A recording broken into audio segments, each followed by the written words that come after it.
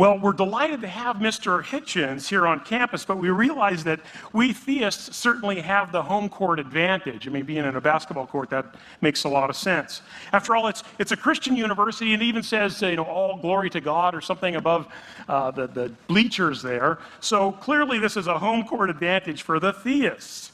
And I imagine that the crowd here is over 2/3 evangelical Christian, although I'm thrilled to see the atheist and agnostic community turn out wearing T-shirts. I love that. Yeah, absolutely, yeah.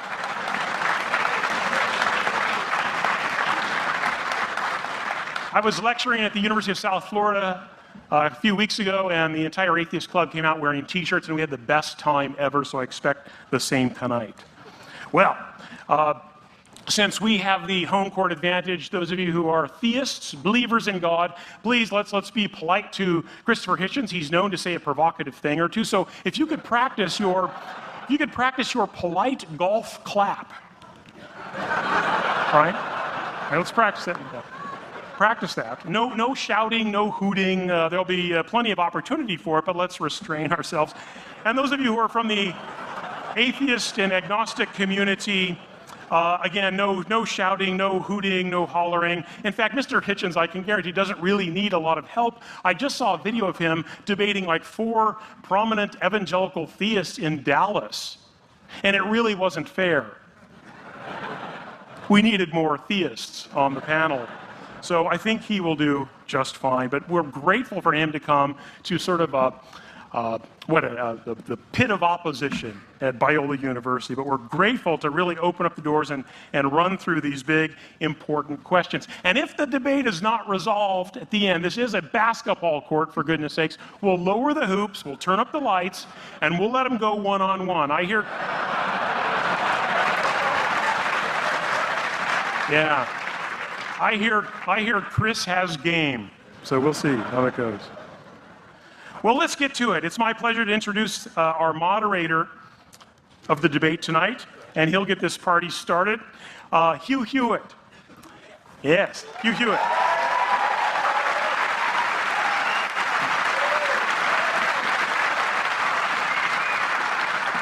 Hugh is a law professor and broadcast journalist whose nationally syndicated radio show is heard in more than 120 cities across the United States every weekday by more than 2 million listeners. By the way, locally, this program is heard on KRLA, which is 870 AM. I think it goes from like 3 to 6. Great program. In fact, I think it's one of the most important, smartest, fast-paced news and issues program on the airwaves today.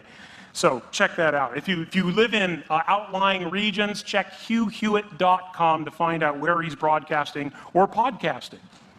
Professor Hewitt is a graduate of Harvard College and the University of Michigan Law School. He has been teaching constitutional law at Chapman University Law School since it opened in 1995. He was a frequent guest on all the big cable news networks and has written for the most important newspapers in the country. He's received 3 Emmys for his groundbreaking television work and is the author of 8 books, including 2 bestsellers.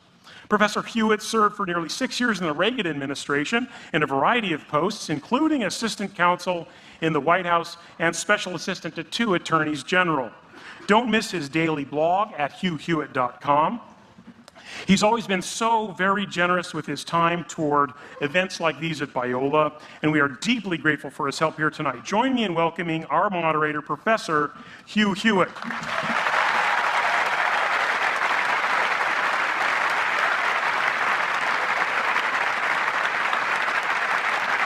Ladies and gentlemen.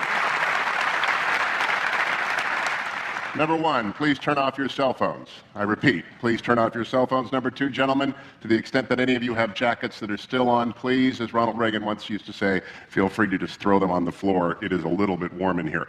Our guests, by virtue of this crowd, it is obvious, need no introduction. I am not going to waste time then on elaborate introductions. I just wish to thank them both for being willing to participate in this most important of conversations.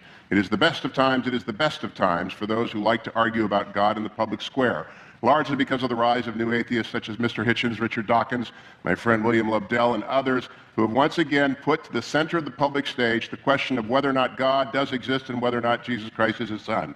And it is up to people like William Lane Craig, prolific author, much beloved professor here, to enter into that conversation in a way that is both persuasive and winsome. And so without further ado, allow me to welcome up Vanity Fair columnist, prolific author, my friend and a champion of freedom, Christopher Hitchens.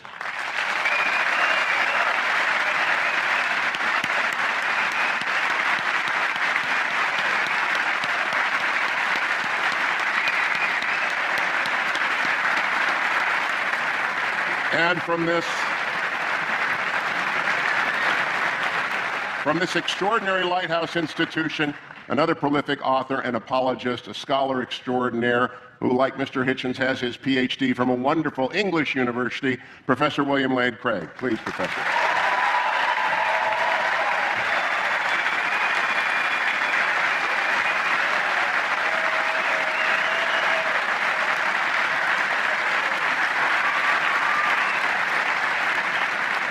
It's a very structured debate according to classical lines until the questions at the end. We begin with an opening argument, 20 minutes, to Professor Craig. Professor? Ooh.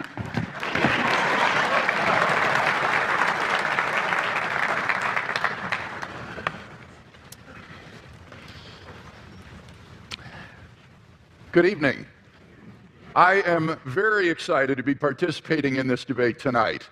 Jan and I used to sit in those very bleachers right over there watching our son John run up and down this court as a forward on the Biola Eagles. And so I feel like I'm playing on the home court tonight. And I want to commend Mr. Hitchens for his willingness to come into this den of lambs and to defend his views tonight. On the other hand, if I know Biola students, I suspect that a good many of you, when you came in tonight, said to yourself, I'm going to check my own views at the door, and I'm going to assess the arguments as objectively as possible. I welcome that challenge. You see, the question of God's existence is of interest not only to religion, but also to philosophy. Now, Mr. Hitchens has made it clear that he despises and disdains religion, but presumably he is not so contemptuous of philosophy. Therefore, as a professional philosopher, I'm going to approach tonight's question philosophically, from the standpoint of reason and argument. I'm convinced that there are better arguments for theism than for atheism. So, in tonight's debate, I'm going to defend two basic contentions. First, that there's no good argument that atheism is true. And secondly, that there are good arguments that theism is true. Now, notice carefully the circumscribed limits of those contentions. We're not here tonight to debate the social impact of religion, or Old Testament ethics, or biblical inerrancy. All interesting and important topics, no doubt, but not the subject of tonight's debate, which is the existence of God. Consider then my first contention, that there's no good argument that atheism is true. Atheists have tried for centuries to disprove the existence of God, but no one's ever been able to come up with a successful argument. So, rather than attack straw men at this point, I'll just wait to hear Mr. Hitchens present his arguments against God's existence, and then I'll respond to them in my next speech. In the meantime, let's turn to my second main contention, that there are good arguments that theism is true. On your program insert, I outlined some of those arguments. Number one, the cosmological argument. The question of why anything at all exists is the most profound question of philosophy. The philosopher Derek Parfit says, no question is more sublime than why there is a universe, why there is anything, rather than nothing. Typically, atheists have answered this question by saying that the universe is just eternal and uncaused. But there are good reasons, both philosophically and scientifically, to think that the universe began to exist. Philosophically, the idea of an infinite past seems absurd. Just think about it. If the universe never began to exist, that means that the number of past events in the history of the universe is infinite. But mathematicians recognize that the existence of an actually infinite number of things leads to self-contradictions. For example, what is infinity minus infinity? Well, mathematically, you get self-contradictory answers. This shows that infinity is just an idea in your mind, not something that exists in reality. David Hilbert, perhaps the greatest mathematician of the 20th century, wrote, "The infinite is nowhere to be found in reality. It neither exists in nature nor provides a legitimate basis for rational thought. The role that remains for the infinite to play is solely that of an idea." But that entails that since past events are not just ideas, but are real, the number of past events must be finite. Therefore, the series of past events can't go back forever. Rather, the universe must have begun to exist. This conclusion has been confirmed by remarkable discoveries in astronomy and astrophysics. In one of the most startling developments of modern science, we now have pretty strong evidence that the universe is not eternal in the past, but had an absolute beginning about 13 billion years ago in a cataclysmic event known as the Big Bang. What makes the Big Bang so startling is that it represents the origin of the universe from literally nothing. For all matter and energy, even physical space and time themselves, came into being at the Big Bang. As the physicist P.C.W. Davies explains, the coming into being of the universe, as discussed in modern science, is not just a matter of imposing some sort of organization upon a previous incoherent state, but literally the coming into being of all physical things from nothing. Now, this puts the atheist in a very awkward position. As Anthony Kinney of Oxford University urges, a proponent of the Big Bang theory, at least if he is an atheist, must believe that the universe came from nothing and by nothing. But surely that doesn't make sense. Out of nothing, nothing comes. So why does the universe exist instead of just nothing? Where did it come from? There must have been a cause which brought the universe into being. Now, as the cause of space and time, this being must be an uncaused, timeless, spaceless, immaterial being of unfathomable power.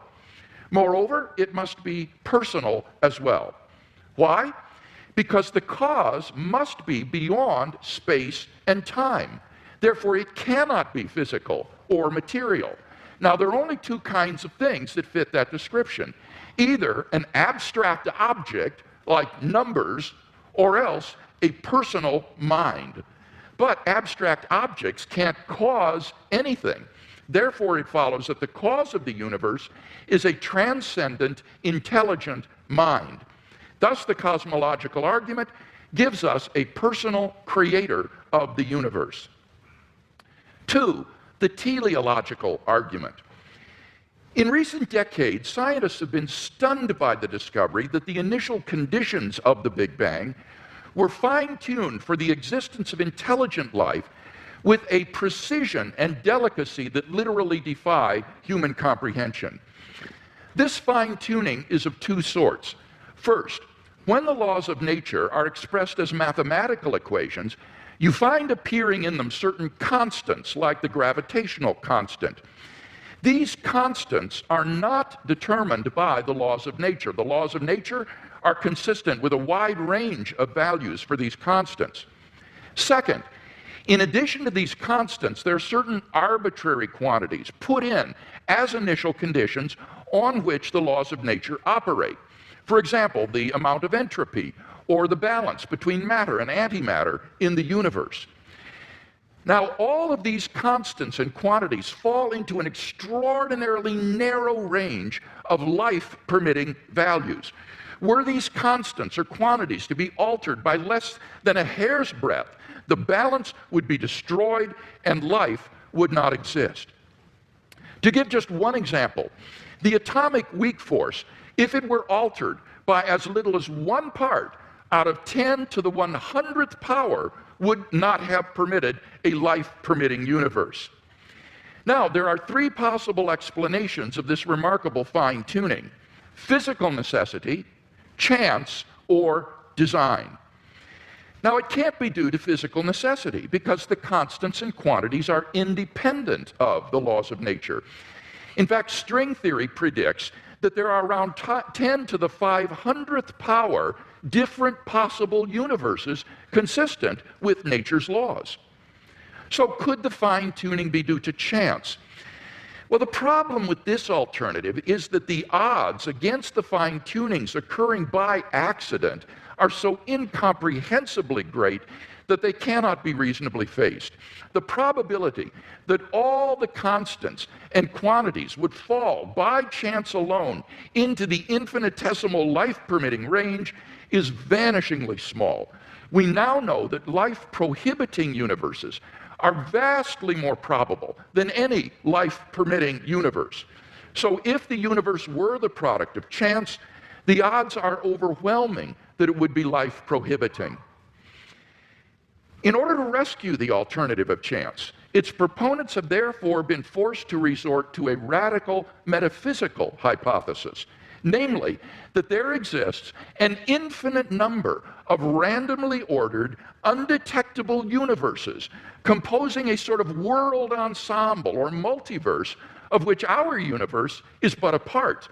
Somewhere in this infinite world ensemble, finely tuned universes will appear by chance alone, and we happen to be one such world. Now, wholly apart from the fact that there's no independent evidence that such a world ensemble even exists, the hypothesis faces a devastating objection. Namely, if our universe is just a random member of an infinite world ensemble, then it is overwhelmingly more probable that we should be observing a much different universe than what we in fact observe. Roger Penrose has calculated that it is inconceivably more probable that our solar system should suddenly form through a random collision of particles than that a finely tuned universe should exist. Penrose calls it utter chicken feed by comparison. So, if our universe were just a random member of a world ensemble, it is inconceivably more probable that we should be observing an orderly region no larger than our solar system. Observable universes like those are simply much more plenteous in the world ensemble than finely tuned worlds like ours, and therefore ought to be observed by us. Since we do not have such observations, that fact strongly disconfirms the multiverse hypothesis.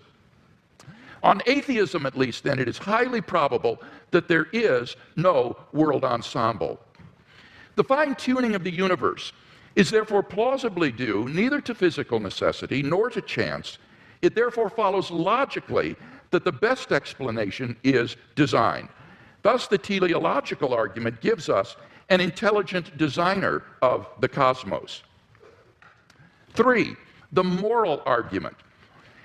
If God does not exist, then objective moral values do not exist. By objective moral values, I mean moral values which are valid and binding, whether we believe in them or not. Many theists and atheists agree that if God does not exist, then moral values are not objective in this way. Michael Ruse, a noted philosopher of science, explains, the position of the modern evolutionist is that morality is a biological adaptation, no less than our hands and feet and teeth. Considered as a rationally justifiable set of claims about an objective something, ethics is illusory. I appreciate that when somebody says, love thy neighbor as thyself, they think they are referring above and beyond themselves. Nevertheless, such reference is truly without foundation. Morality is just an aid to survival and reproduction, and any deeper meaning is illusory. Like Professor Ruse, I just don't see any reason to think that in the absence of God, the morality which has emerged among these imperfectly evolved primates we call Homo sapiens is objective. And here Mr. Hitchens seems to agree with me. He says moral values are just innate predispositions ingrained into us by evolution.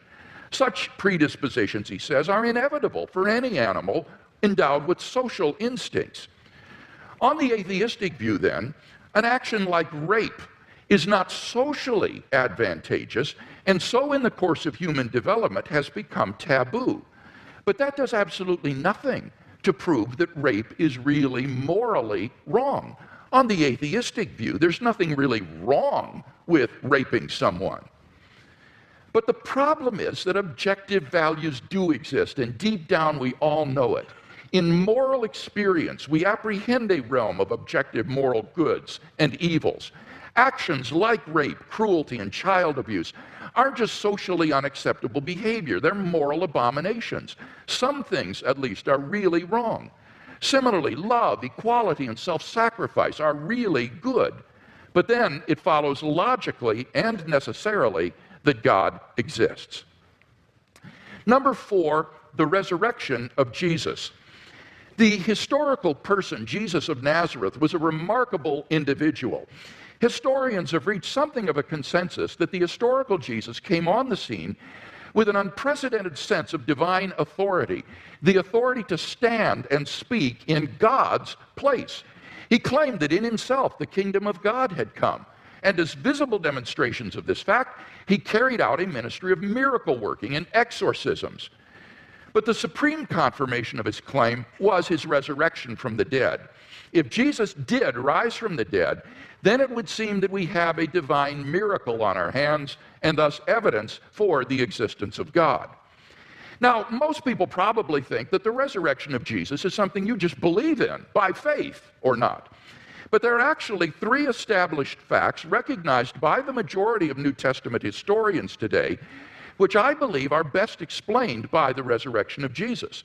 Fact number 1, on the Sunday after his crucifixion, Jesus' tomb was discovered empty by a group of his women followers. According to Jakob Kramer, an Austrian specialist, by far most scholars hold firmly to the reliability of the biblical statements about the empty tomb. Fact number 2, on separate occasions, different individuals and groups experienced appearances of Jesus alive after his death. According to the prominent New Testament critic Gerhard Ludemann, it may be taken as historically certain that the disciples had experiences after Jesus' death in which Jesus appeared to them as the risen Christ. These appearances were witnessed not only by believers, but also by unbelievers, skeptics, and even enemies. Fact number 3, the original disciples suddenly came to believe in the resurrection of Jesus despite having every predisposition to the contrary. Jews had no belief in a dying, much less rising Messiah, and Jewish beliefs about the afterlife prohibited anyone's rising from the dead before the resurrection at the end of the world. Nevertheless, the original disciples came to believe so strongly that God had raised Jesus from the dead that they were willing to die for the truth of that belief. N.T. Wright, an eminent New Testament scholar, concludes, that is why, as a historian, I cannot explain the rise of early Christianity unless Jesus rose again, leaving an empty tomb behind him. Attempts to explain away these 3 great facts, like the disciples stole the body or Jesus wasn't really dead, have been universally rejected by contemporary scholarship. The simple fact is that there just is no plausible naturalistic explanation of these facts. And therefore, it seems to me the Christian is amply justified in believing that Jesus rose from the dead and was who he claimed to be. But that entails that God exists.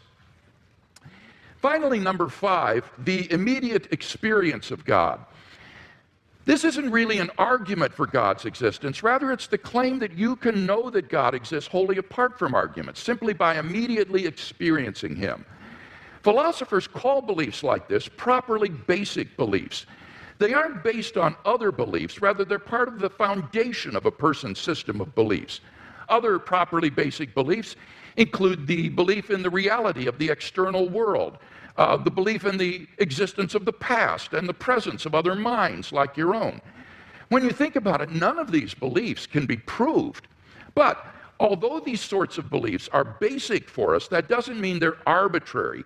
Rather, they're grounded in the sense that they're formed in the context of certain experiences.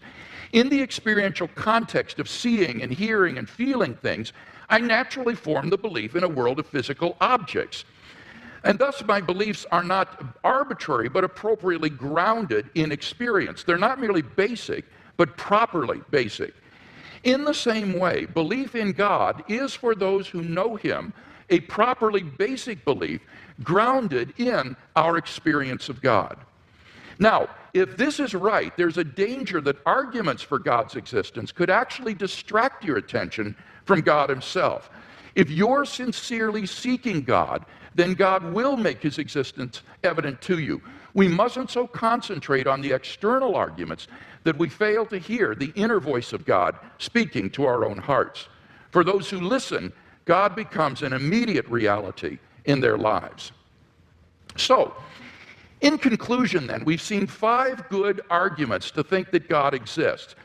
If Mr. Hitchens wants us to believe instead that God does not exist, then he must first tear down all 5 of the arguments that I presented, and then in their place erect a case of his own to prove that God does not exist. Unless and until he does that, I think that theism is the more plausible worldview.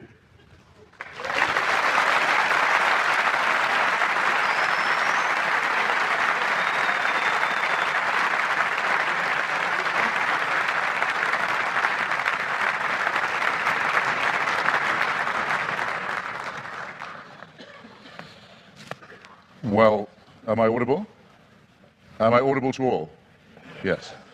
Well, ladies and gentlemen, brothers and sisters, comrades, friends, thanks for coming out, as Senator Larry Craig actually did say at his press conference. Thank you, Mr. Hewitt and Dr. Craig, for being among the very many Christians who have so generously and hospitably and warmly taken me up on the challenge I issued when I started my little book tour and welcomed me to your places to have this most important of all discussions. I can't express my gratitude enough. And thanks to the very nice young ladies who I ran into at the Elephant Bar this afternoon, where I hadn't expected a posse of Biola students to be on staff, but where I thought, God, they're everywhere now.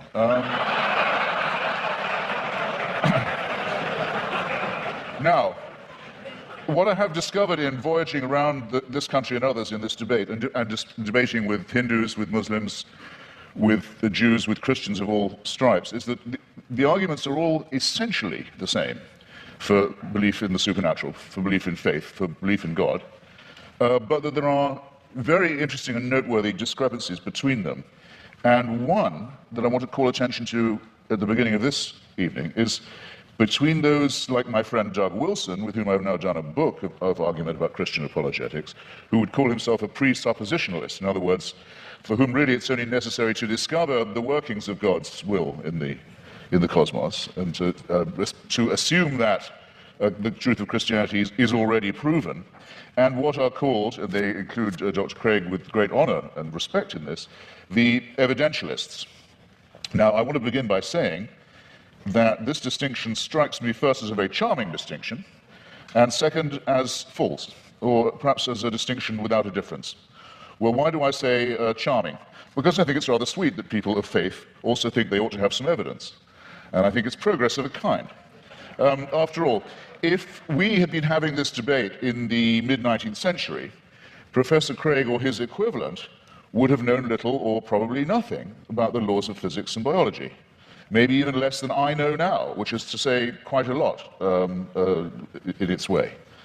And they would have grounded themselves, or he would have grounded himself, on faith, on Scripture, on revelation, on the prospect of salvation, on the means of grace, and the hope of glory, and perhaps on Paley's natural theology.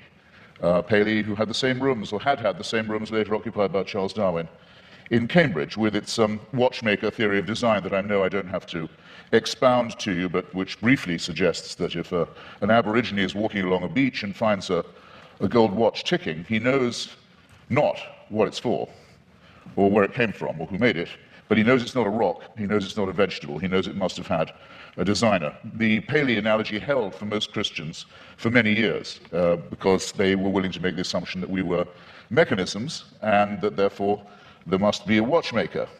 But now that it's been, here's where the presuppositionalist versus evidentialist dichotomy begins to kick in. Now it's been rather painstakingly and elaborately demonstrated to the satisfaction of most people, I don't want to just use arguments from authority, but it's not very much contested anymore, that we are not designed as creatures, but that we evolved by a rather laborious combination of random mutation and natural selection into the species that we are today. It is, of course, open to the faithful to say that all this was, now that they come to know it, now that it becomes available to everybody, now that they think about it, and now that they've stopped opposing it or trying to ban it, then they can say, actually, on second thought, the evolution was all part of the design. Well, as you will recognize, ladies and gentlemen, there are some arguments I can't be expected to refute or rebut because there's no way around that argument. I mean, if everything, including evolution, which isn't a design, is nonetheless part of a divine design, then all the advantage goes to the person who's willing to believe that. That cannot be disproved. But it does seem to me a very poor and very weak argument because the test of a good argument is that it is falsifiable, not that it's unfalsifiable. So this tactic or this style of argument, which we've had some evidence of this evening, I would rebaptize, or might I dare say I would rechristen it, as retrospective evidentialism. In other words, everything can, in due time, if you have enough faith, be made to fit.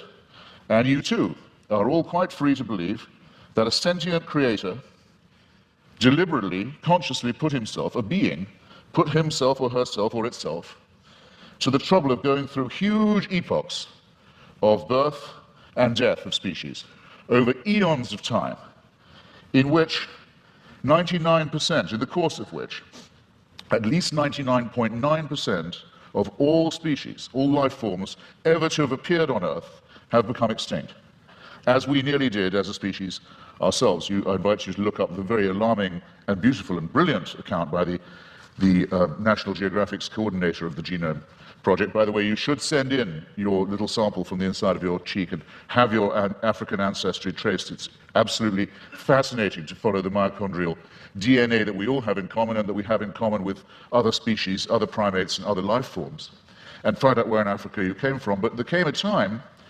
probably about 180,000 years ago, when, due to a terrible climatic event, probably in Indonesia, an appalling global warming crisis occurred. And the estimate is that the number of humans in Africa went down to between 40 and 30,000. This close, think about fine-tuning, this close to joining every other species that had gone extinct.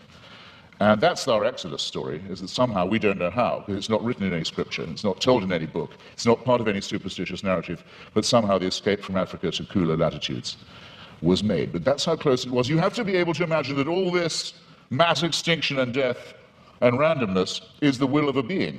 You are absolutely free to believe that if you wish. And all of this should happen so that one very imperfect race of evolved primates should have the opportunity to become Christians or to turn up at this gym tonight. That all of that was done with us in view. It's a curious kind of solipsism. It's a curious kind of self-centeredness. I was always brought up to believe that Christians were modest and humble and comported themselves with due humility. And there's a certain arrogance to this assumption that all of this extraordinary development was all about us. We were the intended and designed result, and everything else was in the discard. The tremendous wastefulness of it, the tremendous cruelty of it, the tremendous caprice of it, the tremendous tinkering and incompetence of it, never mind, at least we're here, and we can be people of faith. It doesn't work for me, I have to simply say that, and I think there may be questions of psychology involved in this as well. Believe it if you can. I can't stop you. Believe it if you like. You're welcome. It's obviously impossible, as I said before, to disprove, and it equally obviously helps you to believe it if, as we all are, you're in the happy position of knowing the outcome. In other words, we are here, but there's a fallacy lurking in there somewhere too. Is there not? Now, it's often said, it was said tonight, and Dr. Craig said in print, that atheists think they can prove the non-existence of God. This, in fact, very slightly but crucially misrepresents what we've always said. And there's nothing new about the new atheists, it's just we're recent. There's nothing particularly new. Dr. Victor Stenger, a great scientist, has written a book called The Failed Hypothesis, which he says he thinks that science can now license the claim that there definitely is no God. But he's unique in that, and I think very bold and courageous. Here's what we argue. We argue quite simply that there's no plausible or convincing reason, certainly no evidential one, to believe that there is such an entity, and that all observable phenomena, including the cosmological one to which I'm coming, are explicable without the hypothesis. You don't need the assumption. And this objection itself, our school, falls into at least two, perhaps three sections.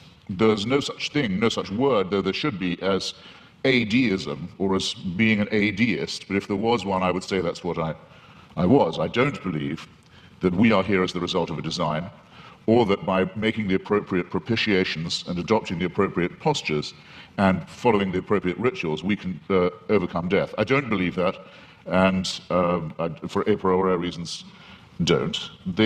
If there was such a force, which I cannot prove by definition that there was not, if there was an entity that was responsible for the beginning of the cosmos, and that also happened to be busily engineering the very laborious production of life on our little planet, it still wouldn't prove that this entity cared about us, answered prayers, cared what church we went to, or whether we went to one at all, cared who we had sex with, or in what position, or by what means, cared what we ate, or on what day, cared whether we lived or died. There's no reason at all why this entity isn't completely indifferent to us. That you cannot get from deism to theism except by a series of extraordinarily generous to yourself assumptions. The deist has all his work still ahead of him to show that it leads to revelation, to redemption, to salvation, or to suspensions of the natural order, in which hitherto you've been putting all your faith, all your evidence is on scientific and natural evidence, or why not, for a change of pace and a change of taste, say yes, but sometimes this same natural order, which is so miraculous in observation, no question about it, is so impressive in its favoring the conditions for life in some ways, but it's randomly suspended when miracles are required. So with caprice and contempt, these laws turn out not to be so important after all, as long as the truth of religion can be proved by their being rendered inoperative. This is having it both ways, in the most promiscuous and exorbitant manner, in my submission. Bear in mind also that these are not precisely the differences between Dr. Craig and myself, I mean, morally or intellectually equivalent claims. After all, Dr. Craig, to win this argument, has to believe and prove to a certainty. He's not just saying there might be a God, because he has to say there must be one, otherwise we couldn't be here and there couldn't be morality. It's not a contingency for him. I have to say that I appear as a skeptic who believes that doubt is the great engine, the great fuel of all inquiry, all discovery, and all innovation, and that I doubt these things. The disadvantage, it seems to me, in the argument goes to the person who says, no, I know it must be true, it is true. We are too early in the study of physics and biology, it seems to me, to be dealing in certainties of that kind, especially when the stakes are so high. It seems to me, to put it in a condensed form, extraordinary claims, such as the existence of a divine power with a son who cares enough to come and redeem us, extraordinary claims require truly extraordinary evidence. I don't think any of the evidence we heard from Dr. Craig, brilliantly marshaled as it was extraordinary enough to justify the extreme claims that are being made and backed by it. Hypocrisy, said La Rochefoucauld, is the compliment that vice pays to virtue. Retrospective evidentialism strikes me in something of the same sort of light. It's a concession made to the need for fact. Maybe we better have some evidence to go along with our faith. But look at what Dr. Craig says in his book. He says, I'll quote directly, he says, should a conflict arise between the witness of the Holy Spirit to the fundamental truth of the Christian faith and beliefs based on argument and evidence, then it is the former which must take precedence over the latter. He adds not vice versa, but a good editor, I think, would have told you, you don't have to put the vice versa in. It's clear enough as it is. I'll say it again. Should a conflict arise between the witness of the Holy Spirit to the fundamental truth of the Christian faith and beliefs based on argument and evidence, then it's the former which must take precedence over the latter. That's not evidentialism. That's just faith. It's a priori belief. It's rephrased in another edition. It says, therefore, the role of rational argumentation in knowing Christianity to be true is the role of a servant. A person knows Christianity is true because the Holy Spirit tells him it is true. And while argument and evidence can be used to support this conclusion, they cannot legitimately overrule it. Now, then he goes on to say, the Bible says all men are without excuse. Even those who are given no reason to believe, and many persuasive reasons to disbelieve, have no excuse, because the ultimate reason they do not believe is that they have deliberately rejected God's Holy Spirit. That would have to be me. But you see where this lands you, ladies and gentlemen, with the Christian apologetic. You're told you're a miserable sinner who is without excuse. You've disappointed your God who made you, and you've been so ungrateful as to rebel. You're contemptible, you're worm-like, but you can take heart. The whole universe was designed with just you in mind. These two claims are not just mutually exclusive, but I think they're intended to compensate each other's cruelty and ultimately absurdity. In other words, evidence is an occasional convenience. Seek and ye shall find. I remember being told that in church many a time as a young lad. Seek and ye shall find. I thought it was a sinister injunction, because it's all too likely to be true. We are pattern-seeking mammals and primates. If we can't get good evidence, we'll go for junk evidence. If we can't get a real theory, we'll go with a conspiracy theory. You see it all the time. Religion's great strength is that it was the first of our attempts to explain reality, to make those patterns take some kind of form. It deserves credit. It was our first attempt at astronomy, our first attempt at cosmology, in some ways our first attempt at medicine, our first attempt at literature, our first attempt at philosophy. Good. While there was nothing else, it had many functional uses of that kind. Never mind that they didn't know that germs cause disease. Maybe evil spirits cause disease. Maybe disease is a punishment.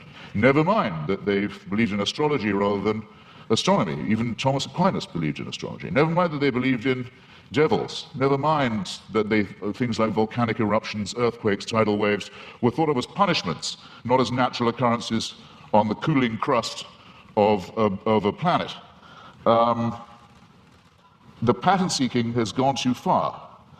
And it's gone, I think, much too far with what was until recently thought of as Christianity's greatest failure, greatest of all failures, cosmology, the one thing Christianity knew nothing about and taught the most abject nonsense about. For most of its lifetime, Christianity taught that the Earth itself was the center of the universe, and we had been given exclusive dominion as a species over it. Could not have been more wrong.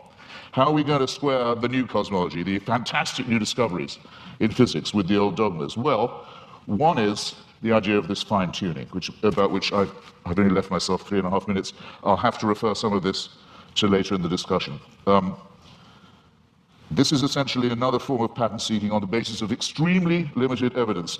Most physicists are very uncertain, as they have every right to be. In fact, I would say, for physicists, that as they have the duty to be at the moment, extremely uncertain about the spatio-temporal dimensions of the original episode, the Big Bang, as it's sometimes called. We're in the very, very early stages of this inquiry. We hardly know what we don't know about the origins of the universe.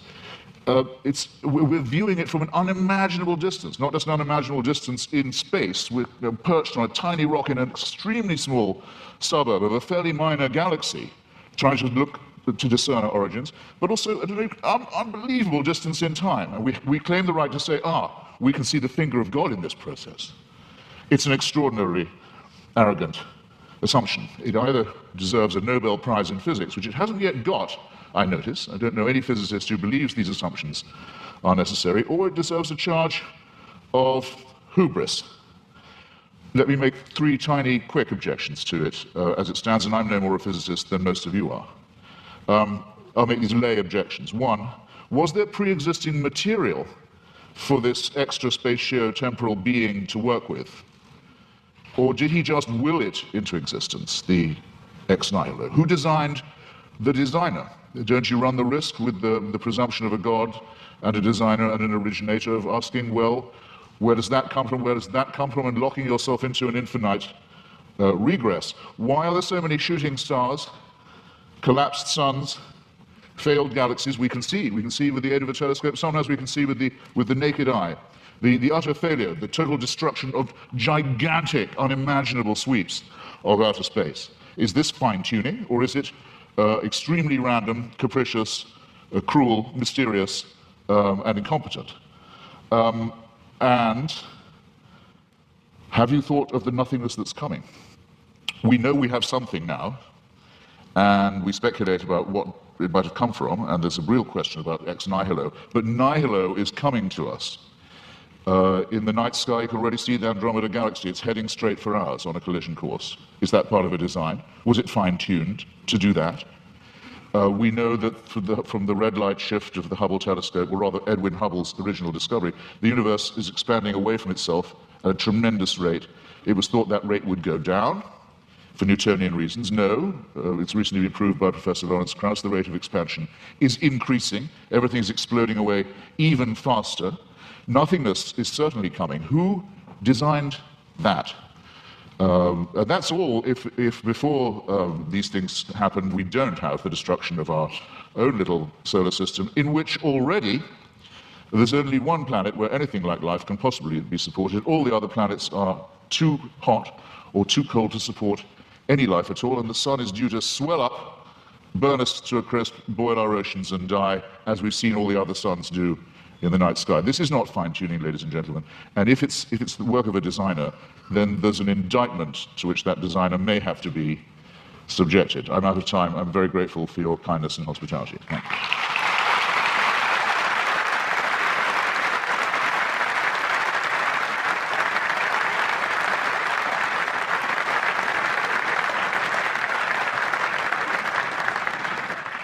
Dr. Craig, a 12-minute rebuttal.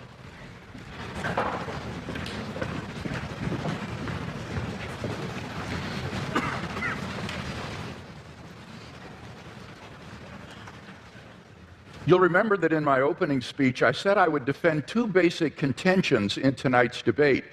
First, that there's no good argument that atheism is true. Now, far from being a point of contention tonight, as far as I understood Mr. Hitchens' last speech, he would agree with that first statement, that there is no good argument that atheism is true. He says, I simply don't have any positive reason to believe in God, but he doesn't really give an argument against God's existence. Indeed, he seems to suggest that's impossible. But notice that doesn't prove atheism. That just leaves you with agnosticism, namely, you don't know if there's a God or not. So at best, you're left merely with agnosticism. We don't see any good reason to think that atheism is true. Now, he did make some remarks about the theory of evolution, which at least insinuated that this was somehow incompatible with theism. And I have 2 points to make about this. First, I think that the theory of biological evolution is simply irrelevant to the truth of Christian theism. Genesis 1 admits all manner of different interpretations, and one is by no means committed to six-day creationism. Howard Van Til, who is a professor at Calvin College, writes, "Is the concept of special creation required of all persons who trust in the Creator God of Scripture? Most Christians in my acquaintance who are engaged with either scientific or biblical scholarship have concluded that the special creationist picture of the world's formation is not a necessary component of Christian belief. Nor is this a retreat caused by modern science. St. Augustine in the AD 300s, in his commentary on Genesis, pointed out that the days don't need to be taken literally, nor need the creation be a few thousand years ago. Indeed, he suggested that God made the world with certain special potencies that would gradually unfold over time and develop. And this interpretation came 1,500 years before Darwin, so that it is not a forced retreat in the face of modern science. So any doubts that I would have about the theory of biological evolution would be not biblical, but rather scientific. Namely, what it imagines is fantastically improbable. Barrow and Tipler, 2 physicists, in their book, The Anthropic Cosmological Principle, list 10 steps in the course of human evolution, each of which is so improbable that before it would occur, the sun would have ceased to be a main sequence star and incinerated the Earth. and they calculate the probability of the evolution of the human genome to be somewhere between 4 to the negative 180th power to the 110,000th power, and 4 to the negative 360th power to the 110,000th power. So if evolution did occur on this planet, it was literally a miracle, and therefore evidence for the existence of God. So I don't think this is an argument for atheism, quite the contrary. It really provides good grounds for thinking that God superintended the process of biological development. So the Christian can be open to the evidence to follow it where it leads. By contrast, as Alvin Plantinga has said, for the naturalist, evolution is the only game in town. No matter how fantastic the odds, no matter how improbable, it's got to be true, because there is no intelligent creator and designer. So in one sense, you've got to feel a little sorry for the atheist. He can't really follow the evidence where it leads. His presuppositions determine the outcome. By contrast, if there is a fine-tuner and creator of the universe, then already in the initial conditions of the Big Bang, you have an elaborately designed universe that permits the evolution and existence of intelligent life. And I think evolution simply layers on more improbability. Now, Mr. Hitchens says, but why did God wait so long, all that waste during this time? Well, that sort of concern with efficiency is only of importance to someone with either limited time or limited resources, or both. But in the case of God, he has both unlimited resources and unlimited time, and therefore it's simply not important to do this in a quick way. Well, now, Mr. Hitchens says, but why did God wait so long before he sent Christ? Human beings have existed for thousands of years on this planet before Christ's coming. Well, what's really crucial here is not the time involved, rather it's the population of the world. The Population Reference Bureau estimates that the number of people who have ever lived on this planet is about 105 billion people. Only 2% of them were born prior to the advent of Christ. Eric Krapes of the Survey Research Center at the University of Michigan's Institute for Social Research says, God's timing couldn't have been more perfect. Christ showed up just before the exponential explosion in the world's population. The Bible says in the fullness of time, God sent forth his Son. And when Christ came, the nation of Israel had been prepared. The Roman peace dominated the Mediterranean world. It was an age of literacy and learning. The stage was set for the advent of God's Son into the world. And I think in God's providential plan for human history, we see the wisdom of God in orchestrating the development of human life, and then in bringing Christ into the world in the fullness of time. So I don't see that there are any good grounds here for thinking that this provides reason for atheism. Now, what about my arguments for theism? Mr. Hitchens had some general remarks here. He says it's difficult to get from deism to theism. Now, I want to point out that's a false use of these terms. This is simply confused. Deism is a type of theism. Theism is the broad worldview that God exists. Deism is a specific kind of theism that says God has not revealed himself directly in the world. Now, my arguments are a cumulative case for Christian theism. They add up to the belief in the God that has been revealed by Jesus of Nazareth. Now, Mr. Hitchens says, but you must prove this with certainty. Not at all. I am not claiming these arguments demonstrate Christian theism with certainty. I'm saying that this is the best explanation of the data when you compare it with other competing hypotheses. I think it's more probable than not. He quotes me as to saying the Holy Spirit's witness is the basis for knowing Christianity to be true, and I affirm that. I think the fundamental way in which we know Christianity is true is through the objective inner witness of God's Holy Spirit, what I called the immediate knowledge of God himself in my fifth point. On the basis of that, we have a properly basic belief in the existence of God and the truth of Christianity.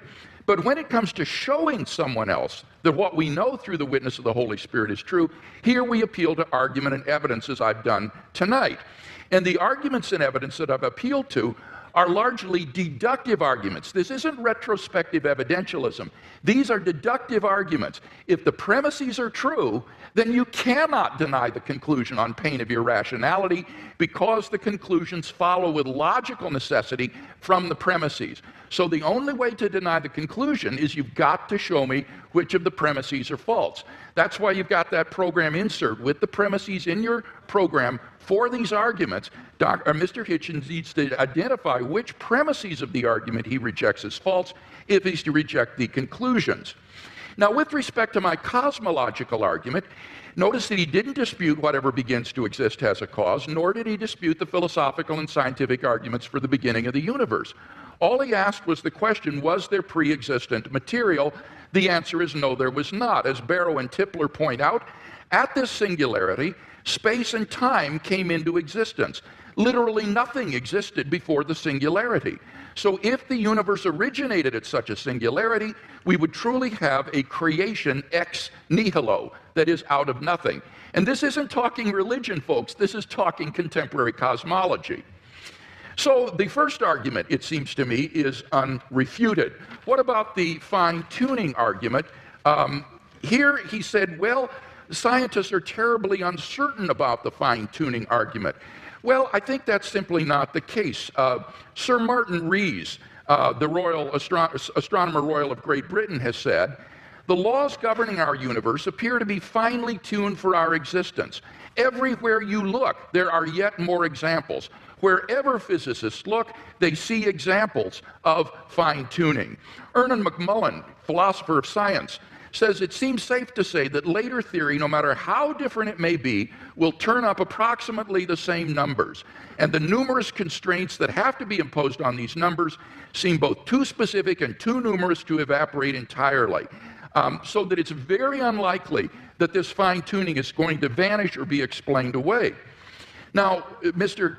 Hitchens responds, but we're headed toward nothingness. We're ultimately going to be doomed, and therefore the universe is not designed. Well, now, this is not a very powerful objection. The temporal duration of something is irrelevant to whether it's been designed.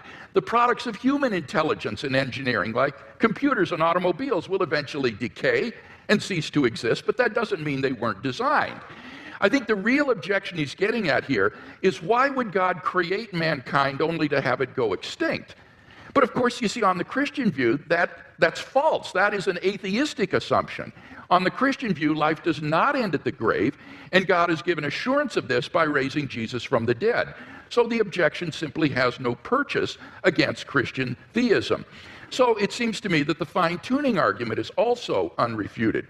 What about the moral argument? We saw that without God, there are no objective moral values. Mr. Hitchens agrees with this.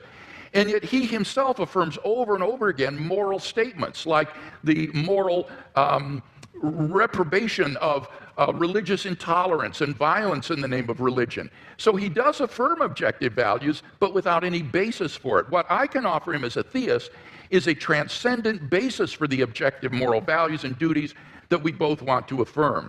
Fourthly, the resurrection of Jesus. Again, there was no response to this. Let me simply quote N.T. Wright in his recent study of the resurrection. He says that the empty tomb and the appearances of Jesus have a historical probability so high as to be virtually certain, like the death of Augustus in AD 14 or the fall of Jerusalem in AD 70. So we are on very solid ground in affirming these three facts that I mentioned in my opening speech, and I can't think of any better explanation than the ones that the eyewitness gave, namely that God raised Jesus from the dead. Finally, the immediate experience of God. Unless Mr. Hitchens can show that I'm psychologically deranged or delusional, it seems to me I'm perfectly rational on the basis of my immediate experience of God to believe that God exists and that therefore this for me is a properly basic belief. So I think all of these arguments stand intact despite his refutation. We've seen no argument for atheism, so clearly the weight of the evidence falls on the side of the scale for Christian theism tonight.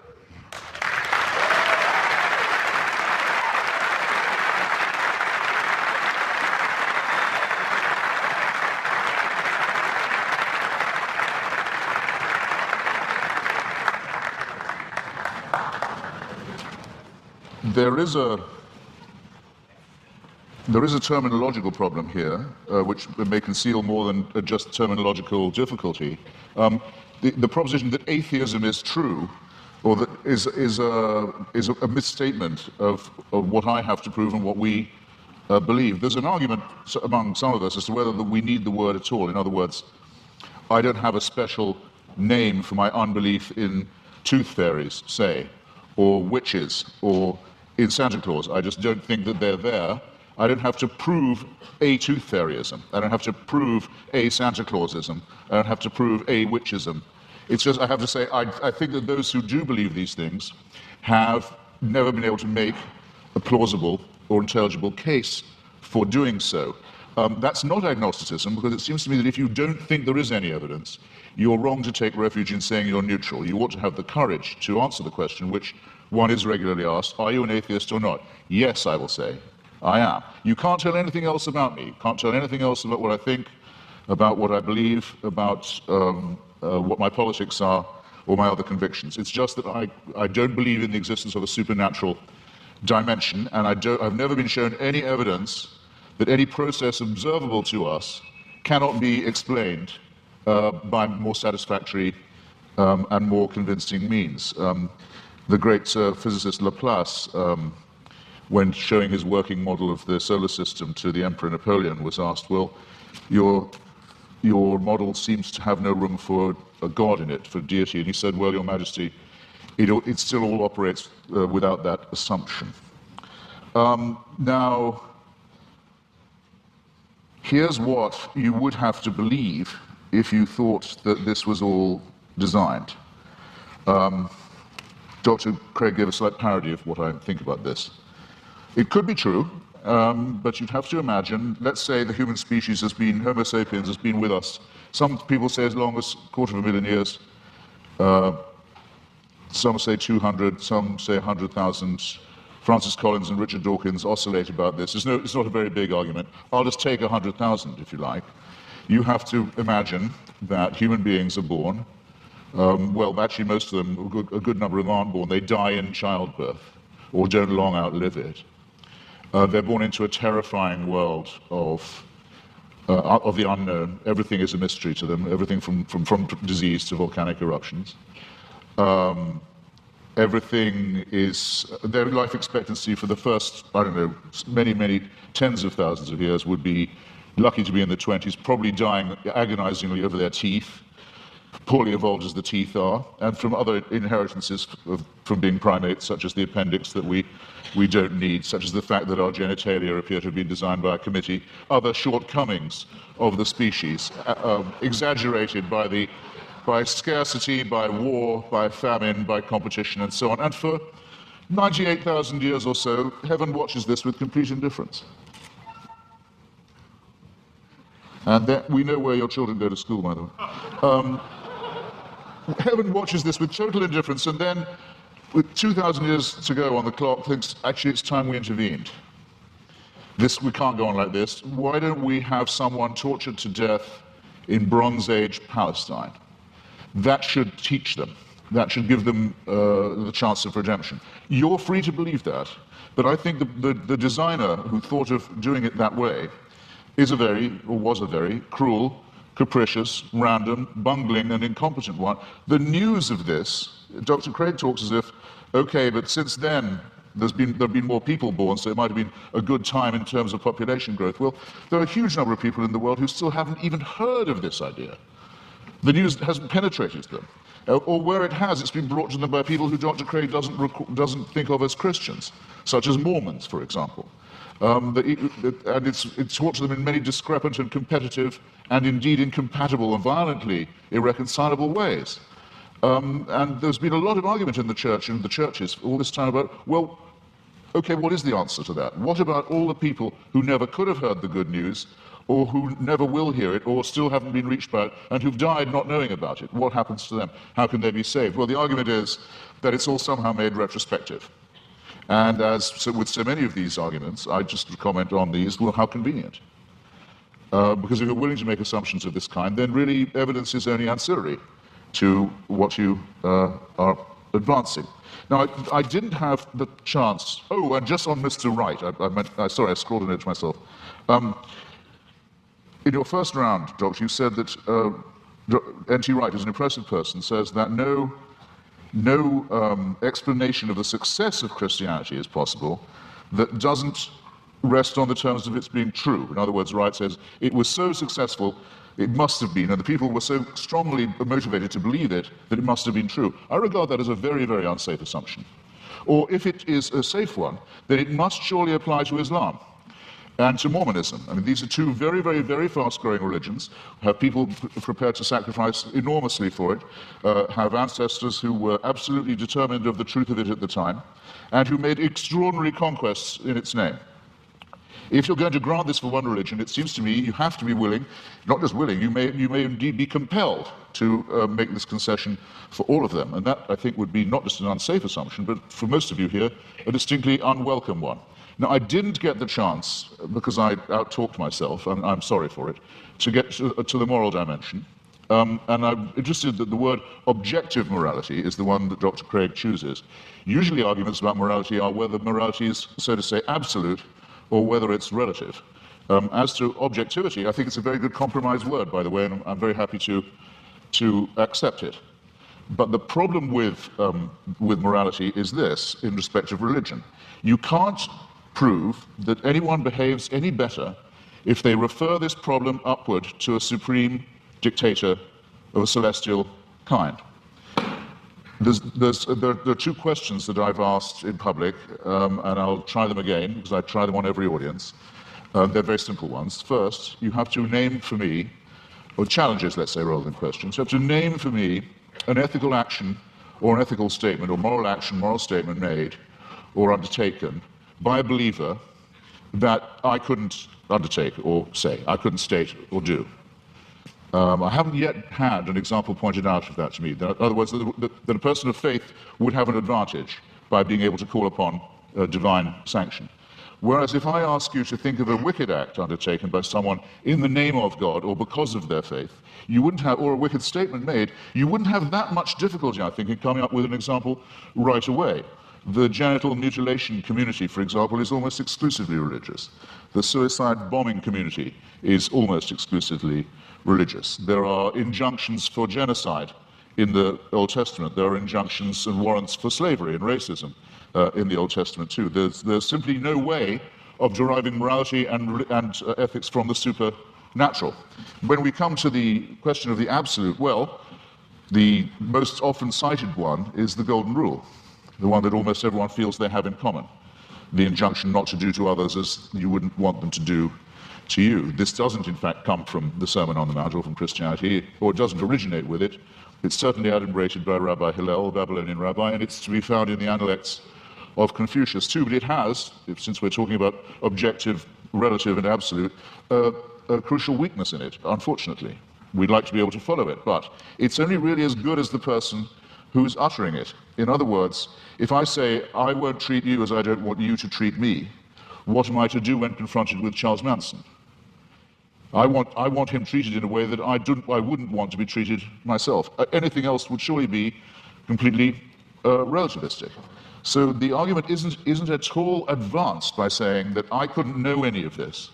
I couldn't have any moral promptings. I couldn't decide for myself if I see a pregnant woman being kicked in the stomach, that because she's pregnant, that's obviously worse than if it was just a woman who wasn't pregnant being kicked in the stomach. This is part of my patrimony as a human being. It's part of the essential emotional solidarity that I need to have with my fellow creatures to make us realize that we are brothers and sisters, one with another. We are dependent upon each other. We have duties. We have expectations of one another. And that if we didn't have these and try and fulfill them, we couldn't have got as far as we have. We couldn't have evolved as a species. We couldn't have ever had a society. There's never been a society found where rape and murder and perjury are not condemned.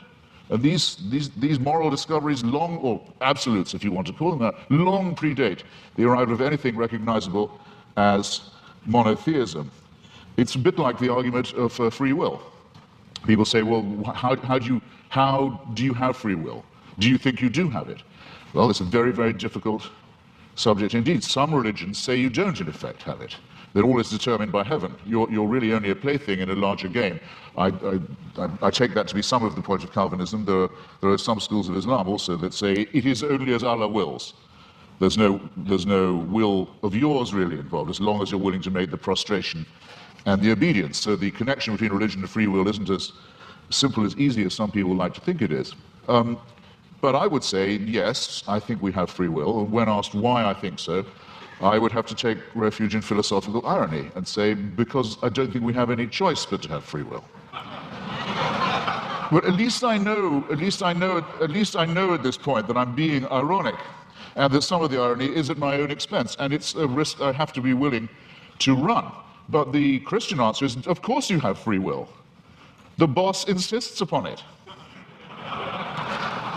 This somewhat degrades the freedom and redefines the idea of will. And it seems to me also that there's something degrading in the idea of saying that morality is derived in the same way, that it comes from on high, that we ourselves are not good enough, that we don't have the dignity, we don't have the self-respect, we don't have the character to know a right action or a right statement when we see it or when we want to perform it. It's this servile element in religion. It's not strictly speaking the subject of our debate this evening, I know, but I'm damned if I completely forego it.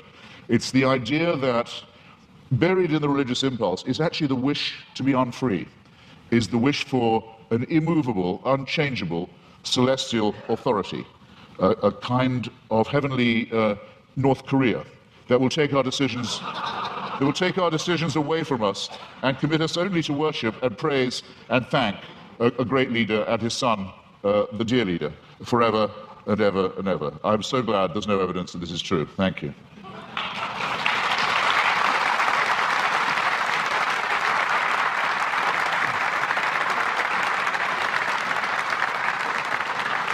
We now enter the period of cross-examination, which trial-like allows the questioner to pose and the answer only to answer and not to repeat the question or to dodge. 6 minutes of questions begin to Dr. Craig, followed by 6 minutes of questions to Mr. Hitchens. Dr. Craig, your questions for Mr. Hitchens. All right, let's talk first about whether there are any good arguments to think that atheism is true. Now, it seems to me that you're rather ambivalent here, that you say, you redefine atheism to mean a sort of atheism or non-theism. That's what it means. But how do you distinguish then the different varieties of non-theism? For example, what is normally called atheism, agnosticism, or the view of verificationists that the statement God exists is simply meaningless? Well, I mean, there are different schools of atheism, as you say, but there's no claim I know how to make that says atheism is true, because atheism is the statement that a certain proposition isn't true.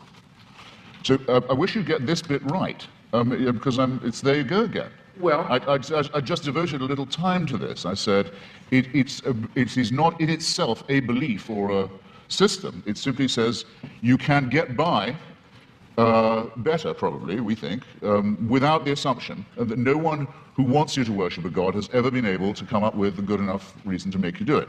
Now, so the point is, though, that on your definition of atheism or non-theism, it really embodies a diversity of views, such as agnosticism, what is normally called atheism, or this verificationism. Now, which of those do you hold to within this umbrella of atheism? Are you an atheist who asserts the proposition God does not exist, or do you simply withhold belief in God in the way the agnostic does? Right. On some days, I'm a great. No, I'm not going to do you that much of a favor. On some days, I'm a great admirer of Thomas Huxley, who had the great debate with Bishop Wilberforce in Oxford at the Natural History Museum about Darwinism in the mid-19th century, who was known as Darwin's bulldog. We would now say Darwin's pit bull, and who completely trounced the good bishop. But I can't thank him for inventing the term agnostic. And I can't thank him for some of his social Darwinist positions either, some of which are rather unattractive. I need an answer to this. My time is fleeting. Because I think agnosticism is evasive. To me, yes, if you talk about the power of the Holy Spirit and so forth, to me, that is meaningless. It's to me, I'm sorry, I've tried.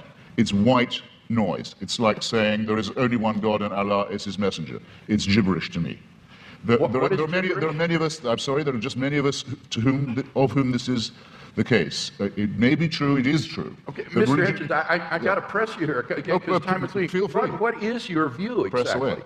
Do you affirm God does not exist, or do you simply withhold believing? Once I have said that I've never seen any persuasive evidence for the existence of something, and I've made real attempts to study the evidence presented and the arguments presented, that I will go as far as to say, have the nerve to say, that it does not therefore exist, except in the minds of its, except in the Henry Jamesian subjective sense that you say of it being so real to some people in their own minds. That counts as a force in the world, yes. Okay, so you do affirm then that God does not exist. Now, what I want to know, and do you have any justification for that?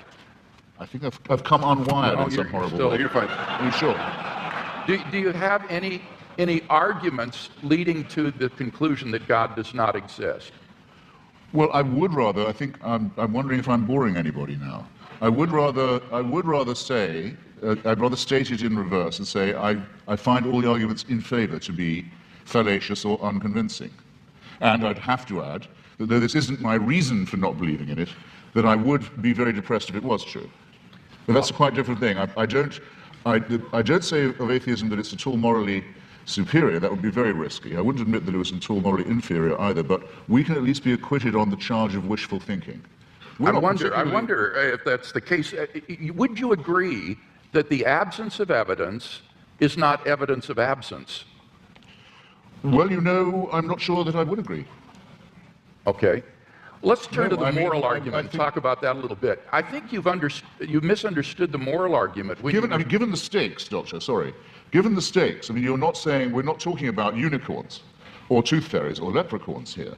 We're talking about an authority that would give other human beings the right to tell me what to do in the name of God. So for a claim like that, if there's no evidence for it, it seems to me not a small question. No, it's certainly not a small question. But you're making a very, very, very large claim. Your evidence had better be absolutely magnificent, it seems to me. And it's the lack of magnificence, I think, that began to strike me first. One final question, Doctor. Okay, well, let's go to the moral argument. It seems to me there that you've misunderstood the argument in that we're looking for an objective foundation for the moral values and duties that we both, I think, want to affirm. It's not a matter of whether or not we can know what is right and wrong, or that we need God to tell us what is right and wrong. It's rather that we need to have some sort of an objective foundation for right and wrong. Wouldn't you agree on your view? It's simply the sociobiological spin-offs of the evolutionary process, and that therefore these do not provide any sort of objective foundation for moral values and duties. That could be true, yes. That could well be true. Yeah, I don't want to be too much of a reductionist, but it's entirely possible that it is purely evolutionary and functional. One wants to think that there's a bit more to one's love for the fellow creature than that. But it doesn't add one iota of weight or moral gravity to the argument to say, but that's because I don't believe in a supernatural being. It's a non sequitur. Mr. Hitchens, your questions for Dr. Craig. Well, I'd like to know first, you said that the career of Jesus of Nazareth involved a ministry of miracles and exorcisms. When you say exorcism, do you mean that you believe in devils too? What I meant there was that most historians agree that Jesus of Nazareth practiced miracle working and he practiced exorcisms. I'm not committing myself, nor are historians committing themselves to the reality of demons, but they are saying that Jesus did practice exorcism and he practiced healing.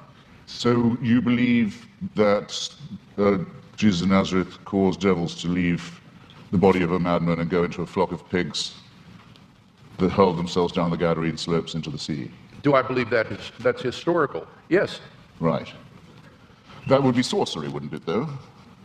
No, it would be an illustration of Jesus' ability to command even the forces of darkness, and therefore an illustration of the sort of divine authority that he was able to command and exercise. as I say, is illustrative of this unprecedented sense of divine authority that Jesus of Nazareth had, that he even could command the forces of darkness and that they would obey. So whether you think he was a genuine exorcist or that he merely believed himself to be an exorcist, what is historically undeniable is that he had this radical sense of divine authority, which he expressed by miracle working and exorcisms. Right. And you believe he was born of a virgin? Yes, I believe that as a Christian. I couldn't claim to prove that historically. That's not part of my case tonight. But I as a Christian, I believe that.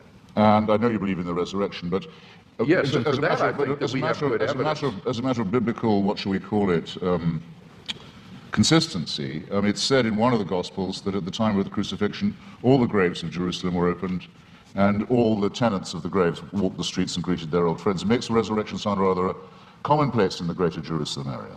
That's in the Gospel of Matthew, and that's actually attached to a crucifixion narrative. That's what I said. It says at the time of the crucifixion. Yes, that's right. At the time of the crucifixion, it says that there were appearances of Old Testament saints in Jerusalem at the time. This is part of Matthew's description of the crucifixion scene. Do you believe that? I don't know whether Matthew intends this to be apocalyptic imagery or whether he means this to be taken literally. I've not studied it in any depth, and I'm open-minded about it. I'm willing to be convinced one way or the other. You see, the reason I'm pressing you is this because, we know from Scripture that the pharaohs, the magicians, could produce miracles. In the end, Aaron could outproduce them. But what I'm suggesting to you is even if the laws of nature can be suspended and great miracles can be performed, it doesn't prove the truth of the doctrine of the person who's performing them. Or would you not agree to that? Not necessarily. I think that's right. So somebody could be casting out devils from pigs, and that wouldn't prove he was the Son of God. I think that's right. In fact, there were Jewish exorcists. The only point that I was trying to make there was that this was illustrative of the kind of divine authority that Jesus claimed, especially since he didn't cast them out in God's name, where he didn't perform miracles by praying to God. He would do them in his own authority. So that Jesus exercised an authority that was simply unheard of at that time, and for which he was eventually crucified because it was thought to be blasphemous. Well, it was thought to be blasphemous to claim to be the Messiah, to be exact. The people who got the closest look at him, the Jewish Sanhedrin, thought that his claims were not genuine. So remember, if you're resting anything on eyewitnesses, the ones who we definitely know were there thought he was bogus. But, okay, I think I've got a rough idea, assuming you make that assumption of his pre-existing divinity, that it's a presuppositionalist case, I can see what you're driving at. Well, no, I've got another question for you, which is this. How many religions in the world do you believe to be false? I don't know how many religions in the world there are, so I could you name... Well, fair enough. I'll see if I can't narrow that down. That was a clumsily asked question, I admit. Do you regard any of the world's religions to be false? Excuse me? Do you regard any of the world's religions to be false preaching? Yes, I think, certainly. Would you name one then? Islam. That's quite a lot. Pardon me? That's quite a lot. Yes. Do you think it's moral to preach false religion? No. So religion is responsible for quite a lot of wickedness in the world right there. Certainly. Right. I'd be happy to concede that. I would agree with that. So if I was a baby being born in Saudi Arabia today, would you rather I was me or a Wahhabi Muslim? Would I be? You'd rather be what? Would you rather it was me? It was an atheist baby or a Wahhabi baby?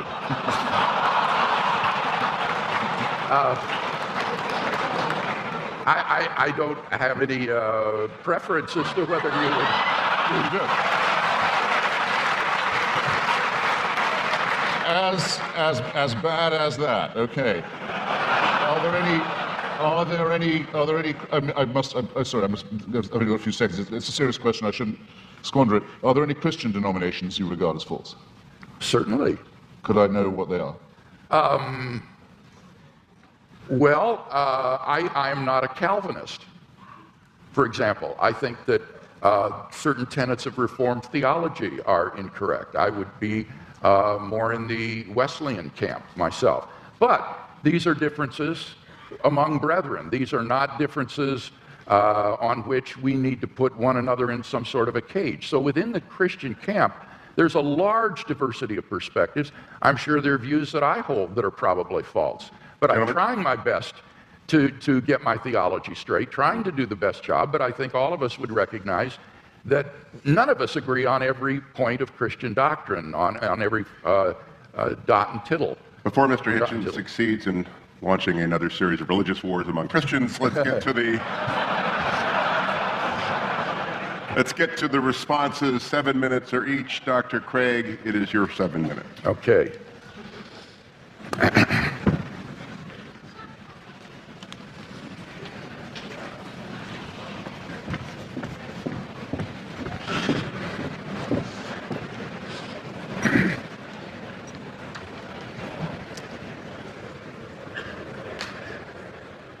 Well, I think it's very evident that in tonight's debate, we've not heard any good reasons to think that what is normally called atheism is true. That is to say, the belief that God does not exist.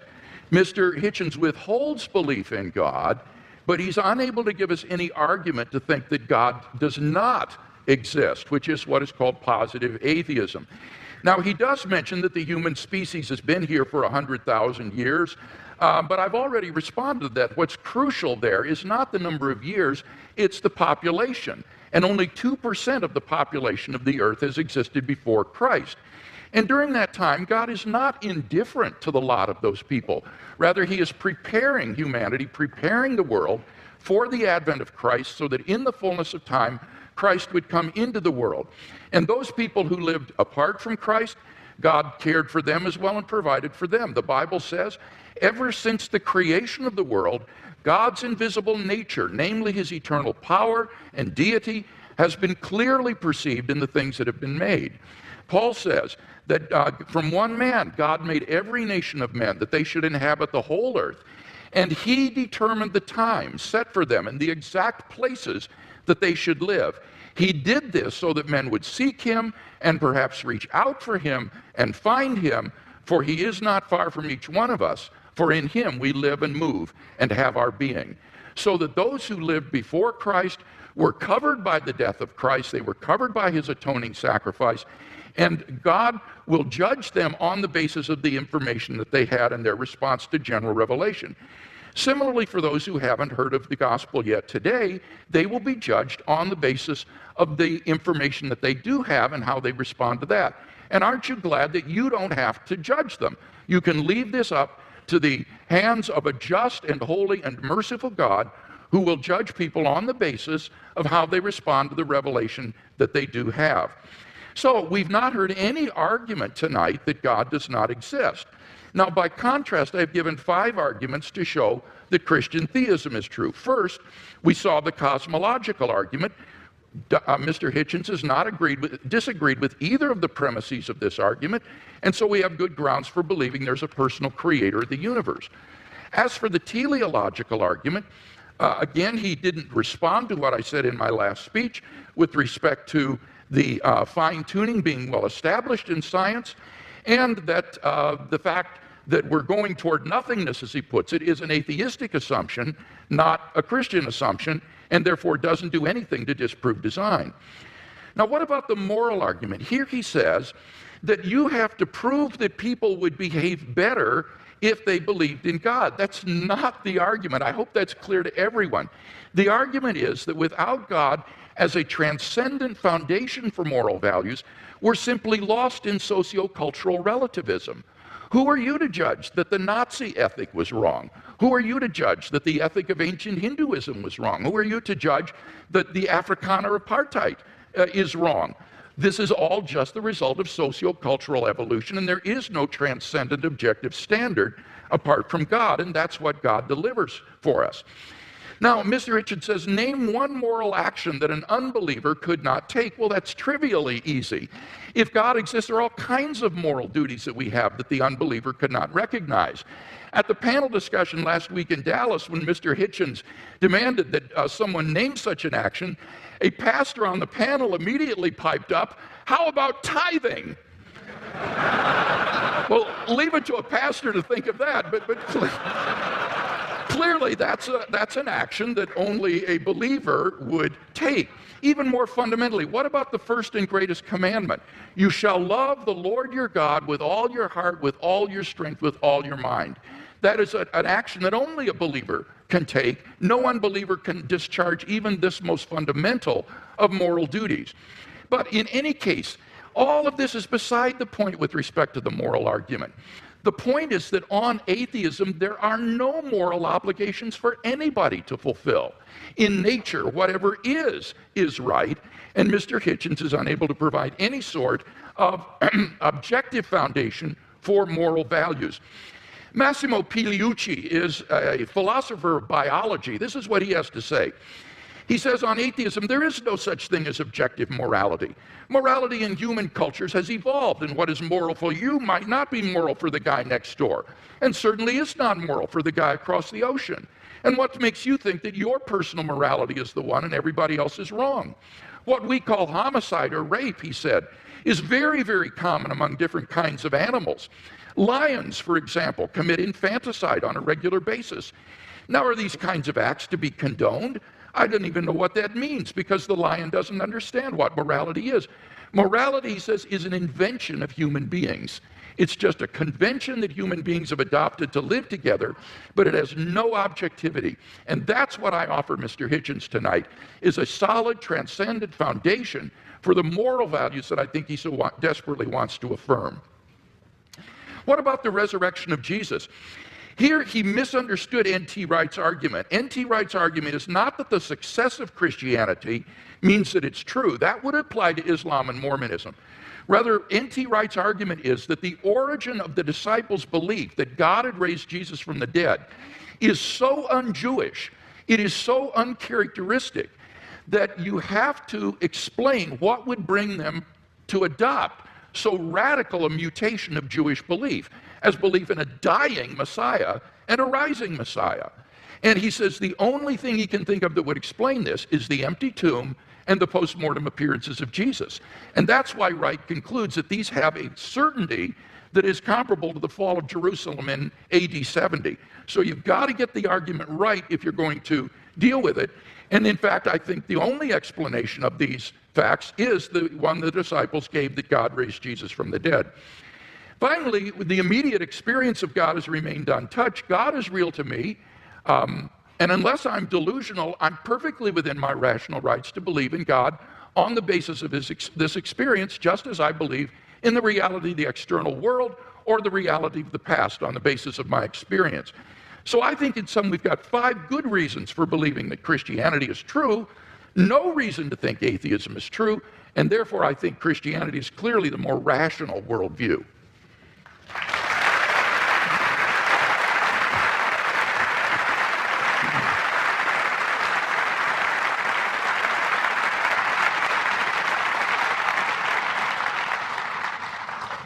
I think it's you'll correct me if I'm wrong, it's Tertullian, isn't it, who says something like, it's variously translated, credo quia absurdum, that the very improbability of the thing, the very unlikelihood of it, the unlikelihood that anyone would fabricate such a thing, for example, that a Jew could be brought to believe something so extraordinary, is testimony to its truth. I'm sure there can't be anyone here who doesn't think that's a little too easy, a little too facile. I myself, for example, have followed the career of a woman known vulgarly in the media as Mother Teresa, an Albanian named Agnes Bujashu, a Catholic fanatic operating in the greater Calcutta area. And I watched every stage of her career as a candidate for, and then the recipient of, beatification and shortly canonization. The canonization will require, and as the Vatican demands, the attestation of a miracle performed by her posthumous intercession. And the miracle's already been announced. A woman in Bengal, fortunately already a devout Catholic, by pressing a medal of Mother Teresa to her stomach, made a tumor go away, or so she says. All the witnesses to this have since recanted. All the doctors have given a much better explanation of how she was cured, of the swelling and the growth and what the medicines were and so forth, but they're still stuck with it. They have to go ahead with this process which will lead to countless untold suffering in India, because it will appear to license the bogus charlatanry of shaman medicine and intercessory medicine rather than the real thing. All of this will have to be gone through this awful display in the name of faith. And I just happen to have watched it at every stage, and I can tell you, it's depressingly easy to get a religious rumor started. You can count on an enormous amount of pre-existing credulity among illiterate, frightened, ill-educated populations. There isn't a literate, written down, properly attested witness of any real sort in the Gospels. It is, and you may as well admit it and stick to it because it's what you're good at. It involves an act of faith. Second, on the matter of my moral question, yes, it's true that Doug Wilson said that tithing was something I couldn't do, but then, I'm not moving the goalposts here, I don't think I'd regard giving all my money to the new St. Andrew's Church as a moral act. The only challenge that I've had so far that I really couldn't get out of, I should share it with you, was I was told, well, you couldn't do this. You couldn't say, Father, forgive them for they know not what they do. No, but nor could you. As people of faith, you wouldn't dare. It would be blasphemy for you to do it. There's only one person who can do that, even on your account. So with respect, ladies and gentlemen, I think both my challenges stand.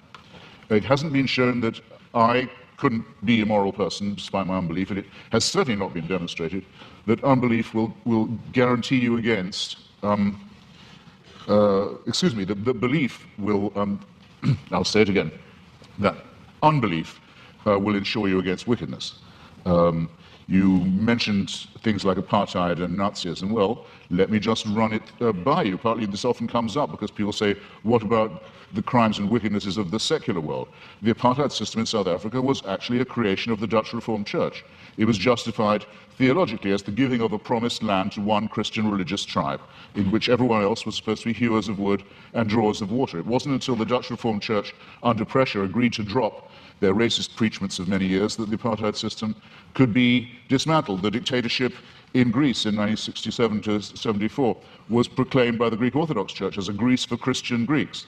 The Russian Orthodox Church at present, maybe this is one of the churches you don't recognize as Christian, I don't know, but it's currently become the bodyguard of the Vladimir Putin dictatorship in Russia. They are now producing, the Russian Orthodox Church, actual icons with halos around them of Joseph Stalin for distribution to extreme Russian nationalists and chauvinists for whom the church has become the spiritual sword and buckler. In Nazi Germany, prayers were said every year on the Führer's birthday by order of the churches for his survival and well-being. The first concordat signed by Hitler and by Mussolini in both cases was with the Vatican.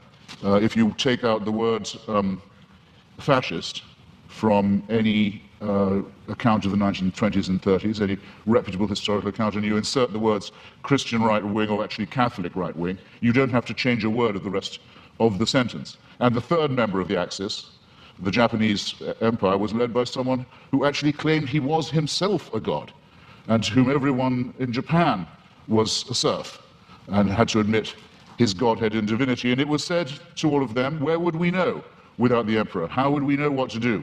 How would we know what a right action was? Without him, there would be screwing in the streets. There would be chaos. No one would know their bearings. Without our God, we would be rudderless. Many Japanese people, in fact, it's pitiful to report, still actually believe that. Now, I want to say, in other words, that religion is the outcome of unresolved contradictions in the material world. That if you make the assumption that it's man-made, then very few things are mysterious to you. If you make the assumption that religion is man-made, then you would know why, it would be obvious to you why, there are so many religions. When you make the assumption that it's man-made, you will understand why it is that religion has been such a disappointment to our species, that despite innumerable revivals, innumerable attempts again to preach the truth, innumerable attempts to convert the heathen, innumerable attempts to send missionaries all around the world, that the same problems remain with us, that nothing is resolved by this, that if all religions died out, or all were admitted to be false, instead of, as all believers will tell you, only some of them are false. In other words, we're faced with the preposterous proposition that religion are either all of them true, or none of them true, or only one exclusive preachment is true. And none of these seem to me coherent, and all of these seem to be the outcome of a man-made cult. Assume that all of them were discredited at the same time, all of our problems would be exactly what they are now. How do we live with one another? Where indeed do morals and ethics come from? What are our duties to one another? How shall we build the just city? How shall we practice love? How shall we deal with the baser, what Darwin called the lowly stamp of our original origins, which comes not from a pact with the devil or an original sin, but from our evolution as well. All these questions, ladies and gentlemen, would remain exactly the same. Emancipate yourself from the idea of a celestial dictatorship, and you've taken the first step to becoming free. Thank you.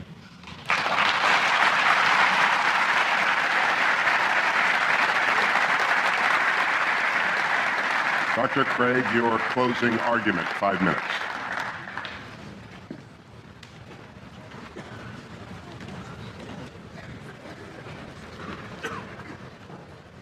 In my final speech, I'd like to try to draw together some of the threads of this debate and see if we can come to some conclusions. First, have we seen any good arguments tonight to think that God does not exist? No, I don't think we have. We've heard attacks upon religion, Christianity impugned, God impugned, Mother Teresa impugned, but we haven't heard any arguments that God does not exist. Mr. Hitchens seems to fail to recognize that atheism is itself a worldview, and it claims alone to be true, and all the other religions of the world false. It is no more tolerant than Christianity with respect to these other views. He asserts that he alone has the true worldview, atheism. The only problem is he doesn't have any arguments for this worldview. He just asserts it. So it seems to me that if you're going to have a worldview and champion it tonight, you've got to come to a debate prepared to give some arguments, and we haven't heard any. He did have an argument about evolution, but when I explained that, it actually turned out to be supportive of theism. Evolution actually provides evidence for the existence of a designer of the universe. So we've not heard any good arguments to think that atheism is true. Now, I presented 5 reasons to think that theism is true. And this is what God, or the God hypothesis, does give you. He asks, what does it give us? It explains a broad range of human experience, philosophical, ethical, scientific, historical, experiential. I find the attraction of the God hypothesis is that it is so powerful in making sense of the way the world is. For example, the God hypothesis explains the origin of the universe. Mr. Hitchens has completely dropped this point in tonight's debate when we saw that, in fact, scientific and philosophical evidence points to a beginning of the universe out of nothing, and therefore to a transcendent personal creator of the cosmos. The teleological argument, the fine-tuning that is established in the initial conditions of the universe, not to speak of in the biological complexity that then ensued. And again, Mr. Hitchens has dropped that in the course of the debate tonight. So we have a creator and an intelligent designer of the cosmos. Thirdly, the moral argument. We saw that without God, there are no objective moral values. And here Mr. Hitchens has consistently distorted the argument. He's portrayed the argument as, how would we know moral values if we didn't believe in God? We don't need to believe in a tyrant in order to find moral values. Unbelief doesn't produce wickedness. That is all irrelevant. The point is that there is no foundation on a naturalistic worldview for the moral values and duties that we both want to affirm. And he agrees with that. This is what he says, and I quote. He says, our innate predisposition to both good and wicked behavior is precisely what one would expect to find of a recently evolved species that is half a chromosome away from chimpanzees, primate, and elephant, and even pig societies show considerable evidence of care for others, parent-child bonding, solidarity in the face of danger, and so on. As Darwin put it, any animal whatever endowed with well-marked social instincts would inevitably acquire a moral sense or conscience as soon as its intellectual powers had become as well developed as in man. That is the sociobiological explanation of morality. The problem is that that moral sense that develops in pig societies, chimpanzees, baboons, and Homo sapiens is illusory on atheism, because there are no objective moral duties or values that we have to fulfill, and that's what the theist can offer Mr. Hitchens. And so I want to invite Mr. Hitchens to think about becoming a Christian tonight.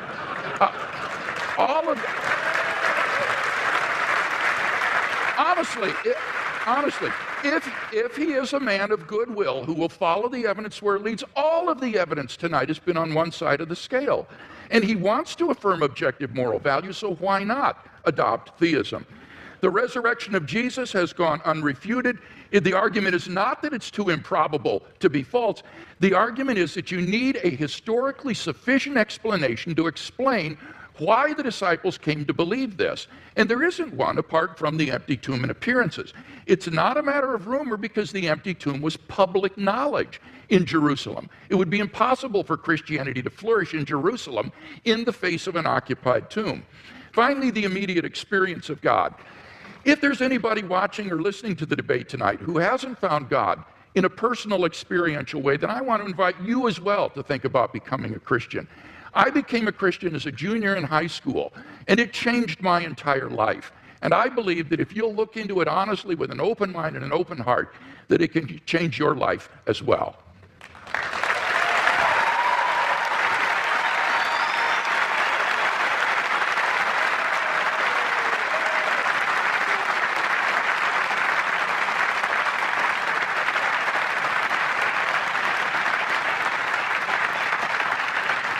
Mr. Hitchens has yielded his time, and therefore we move to questions, and we are directing those questions to students tonight. I want to repeat something Dr. Hazen said: there are stupid questions. I want to add to it, we are uninterested in your opinions, only your questions matter to us. I don't know where the microphone is. Can we hear the first question? Each participant will answer every question. Dr. Craig, Mr. Hitchens, thank you so much. It's been great listening to you both. My question is for Mr. Hitchens. Mr. Hitchens, in your book, God is Not Great, you say that, quote, there are 4 irreducible objections to religious faith, end quote. The third being that religious faith, quote, is both the result and the cause of dangerous sexual repression, end quote. So here's my question for you. Is it good that the Bible prohibits humans from having sex with animals? Or is that an example of dangerous sexual repression?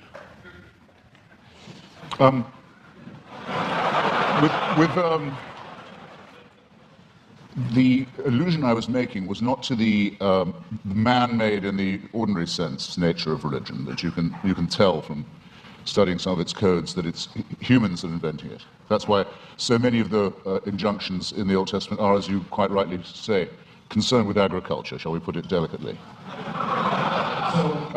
But it's more that it's men-made, that it's designed to keep women in subordination.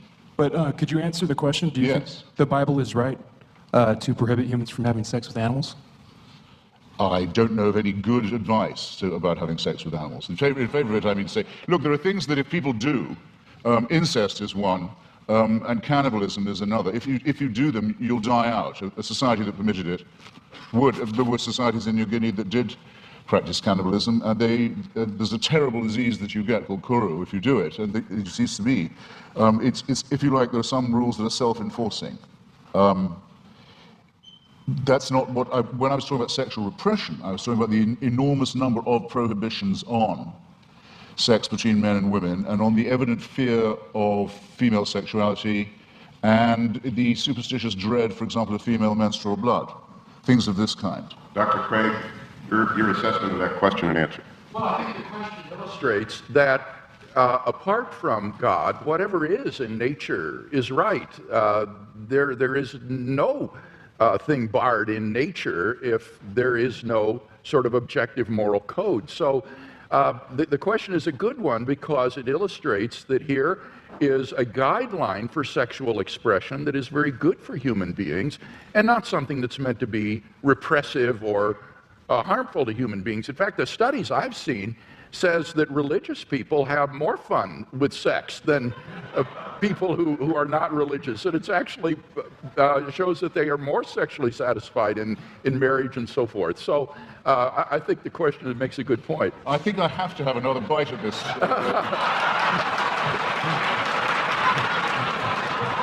This tempting cherry. You see, if it's true that, as I think it is, that nature is pretty indifferent, pretty callous, pretty random, then who is the designer? But many people say concerning the ban on homosexuality, for example, in the Old Testament, they'll say, well, homosexuality is against God's law and it's against nature's law.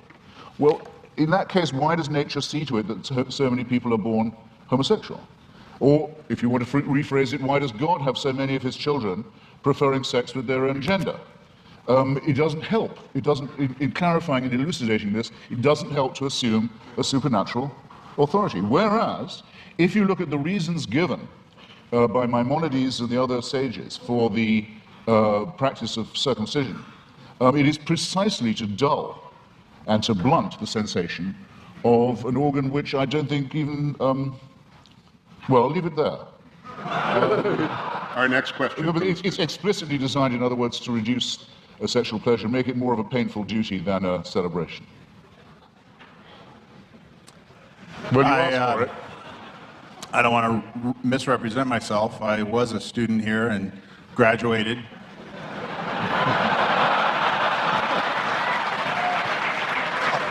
Somewhat by the skin of my teeth, but Mr. Hitchens, you stated that some of your most strongly stated arguments are that the results of religion, violence, death, destruction, the motivation being religion, discredit those who would promote a belief in God. However, I think there's an imbalance there in that the nuclear bomb was created by physicists and is the most demonstrable violence perpetrated on mankind. So I wonder how you respond to that. Well, physics isn't an ideology. Physics isn't a belief system. It's a science. Well, I think that would be subjective. I mean, you could, any more than the Marie Curie discovering radium makes her practice morally different. I mean, it's not comparing like with like. What I'm talking about are specific religious injunctions to do evil, to mutilate the genitalia of children, for example, to take the pastor, Douglas Wilson, who Dr. Craig was just mentioning, with whom I crossed swords several times this year, recently in Dallas. I happened to be mentioning to him about the commandment to exterminate the Amalekites in one of our debates, and he said that commandment is still valid. If there were any Amalekites, it would be his job to make sure that they were all put to the sword. And some of the virgins left over for slavery, purposes better imagined perhaps than described. I think this is a very serious problem. I'm not taking refuge in the commonplace that sometimes religious people behave badly, that would discredit religion. That would be a very soft option. I'm saying there are specific biblical, scriptural injunctions to do evil. Dr. Craig, in that regard, those who are announced atheists who have done evil in the world, particularly in the last 20th century, the Marxists, the Trotskyites, the Stalinists, have they done more damage in your view and more evil than the Christians? Well, this is a debate, Hugh, that I don't want to get into because I think it's irrelevant. I as a philosopher, and I mean this, am interested in the truth of these worldviews more than I'm interested in the social impact. And you cannot judge the truth of a worldview by its social impact. That's just irrelevant. Bertrand Russell, in his essay, Why I'm Not a Christian, understood this. Russell said, you cannot assess the truth of a worldview by seeing whether it's good for society or not. Now, the irony was, when Russell wrote that back in the 20s, he was trying to refute those who said that you should believe in Christianity because it's so socially beneficial to society. It was just the mirror image of Christopher Hitchens' argument, where saying you shouldn't believe in it because it's socially detrimental to human culture. But I think Russell's point cuts both ways because it's a valid point.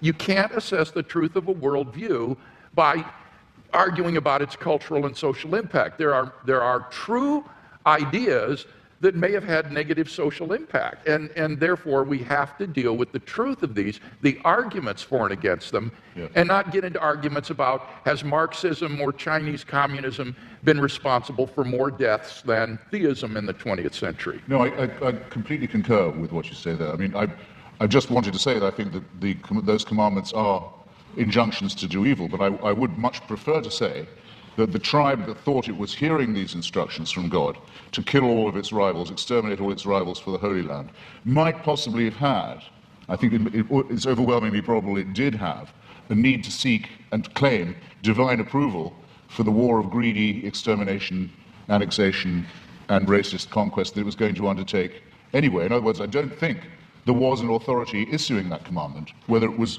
morally good or otherwise, as a matter of the truth. But I would add, and I think the concession is very well worth having, that there is absolutely no proof at all that Christianity makes people behave better.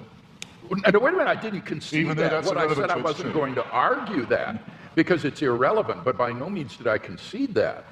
And I do appreciate as well the way you framed the issue about the Canaanites. I think you're quite right in saying that this is not an issue about whether or not God exists. Rather, this is a question about biblical inerrancy.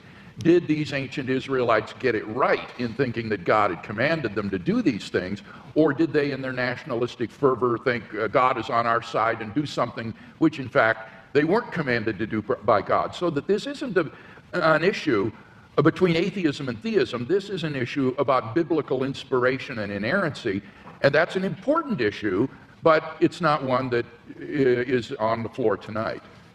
Our next student question. Hi, my question is mainly directed at Mr. Hitchens, but Christian theism, as with all theisms that claim a revelation, say that the purpose of human existence is to serve God, and Dr. Craig might want to expound on that in some way. But Mr. Hitchens, as an atheist with no transcendent being giving you a reason for existence, what then is the best way to live life, or what is motivation for living life, or what is the purpose of your existence without a transcendent being telling you what to do?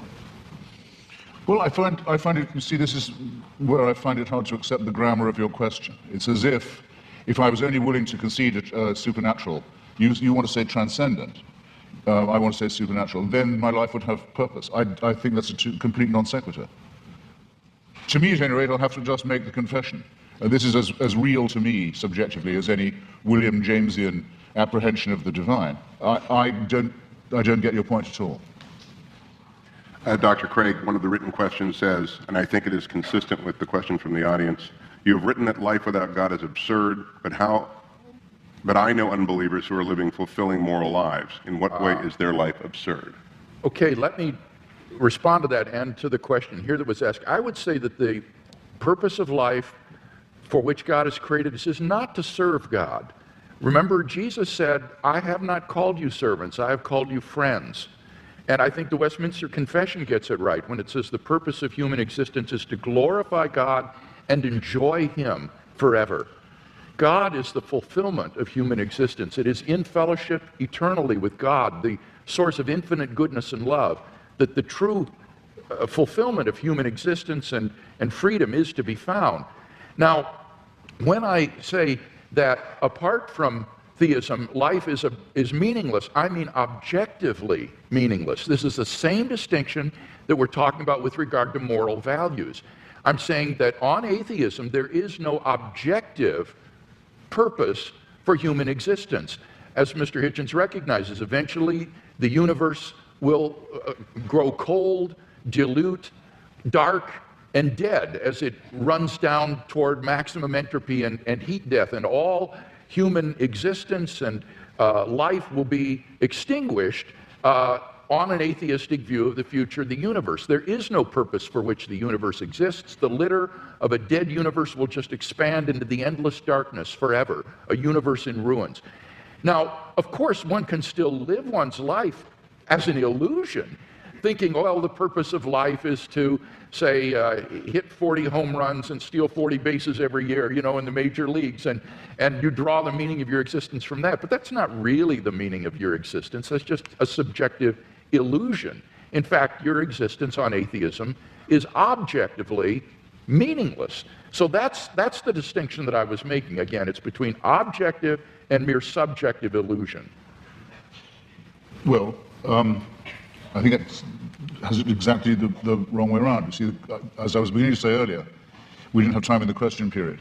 I wouldn't say that atheism was morally inferior. I wouldn't concede that for a second. I don't want to make a claim for its superiority either, but there may be a slight edge here. We don't believe anything that could be called wishful.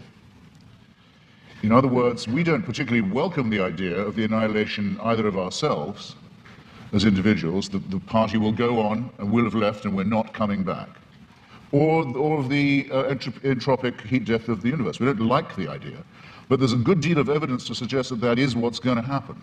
And there's very, very little evidence to suggest that I'll see you all again in some theme park.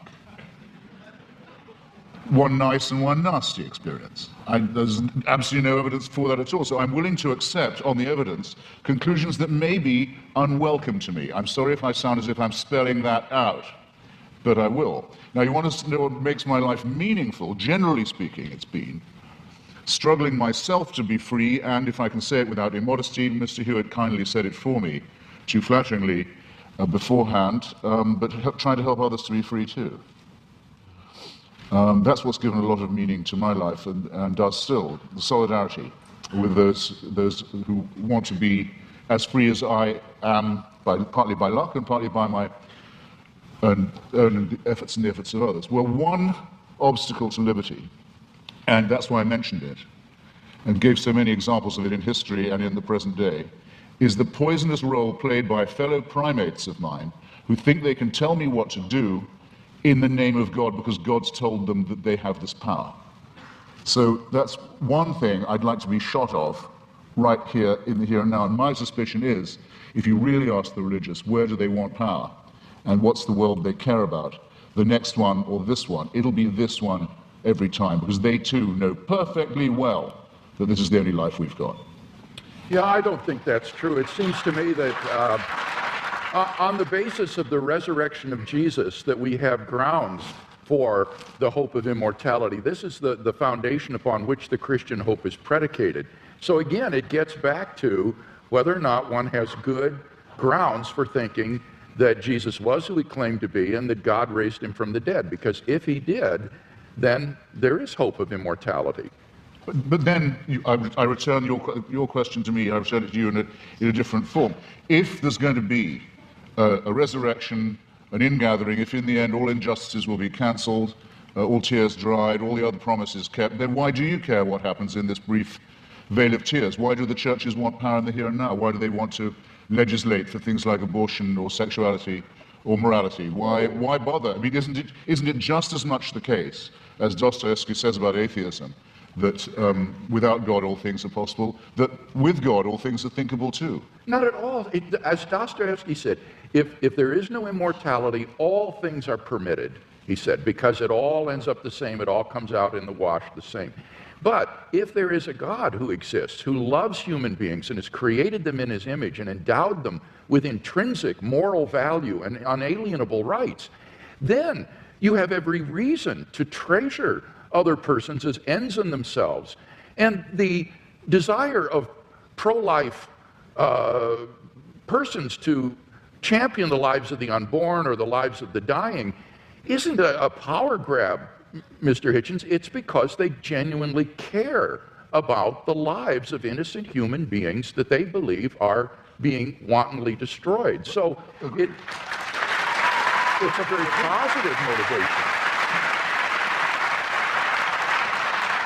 Agreed, but there are perfectly good humanist motives for doing all those things, and if you want to have a reason for caring about the survival and health and well-being of others, the idea that you might depend on them for the only life you've got, and they on you for solidarity, is just as good an explanation for right action. Per contra, if people think God is telling them what to do, or they have God on their side, what will they not do? That's what I meant by the reverse of the Dostoevsky question. What crime will not be committed? What offense to justice and to reason and to humanity is not regularly committed by people who are convinced that it is God's will that they do that? If they commit such atrocities, it is only because they act inconsistently with their worldview rather than in line with it. Jesus would not have been a guard at Auschwitz or someone who would take away the human rights of another person. You need to ask what kinds of actions are sanctioned by a worldview. And on atheism, as Dostoevsky said, it seems everything is permitted. Humanism, without God as a basis for humanism, is just a form of speciesism. a bias in favor of your own species. I think Christianity affirms the real basis for humanism. Auschwitz is the outcome of centuries in which the Christian church believed that the Jewish people had called for the blood of Jesus of Nazareth to be on their head for every generation.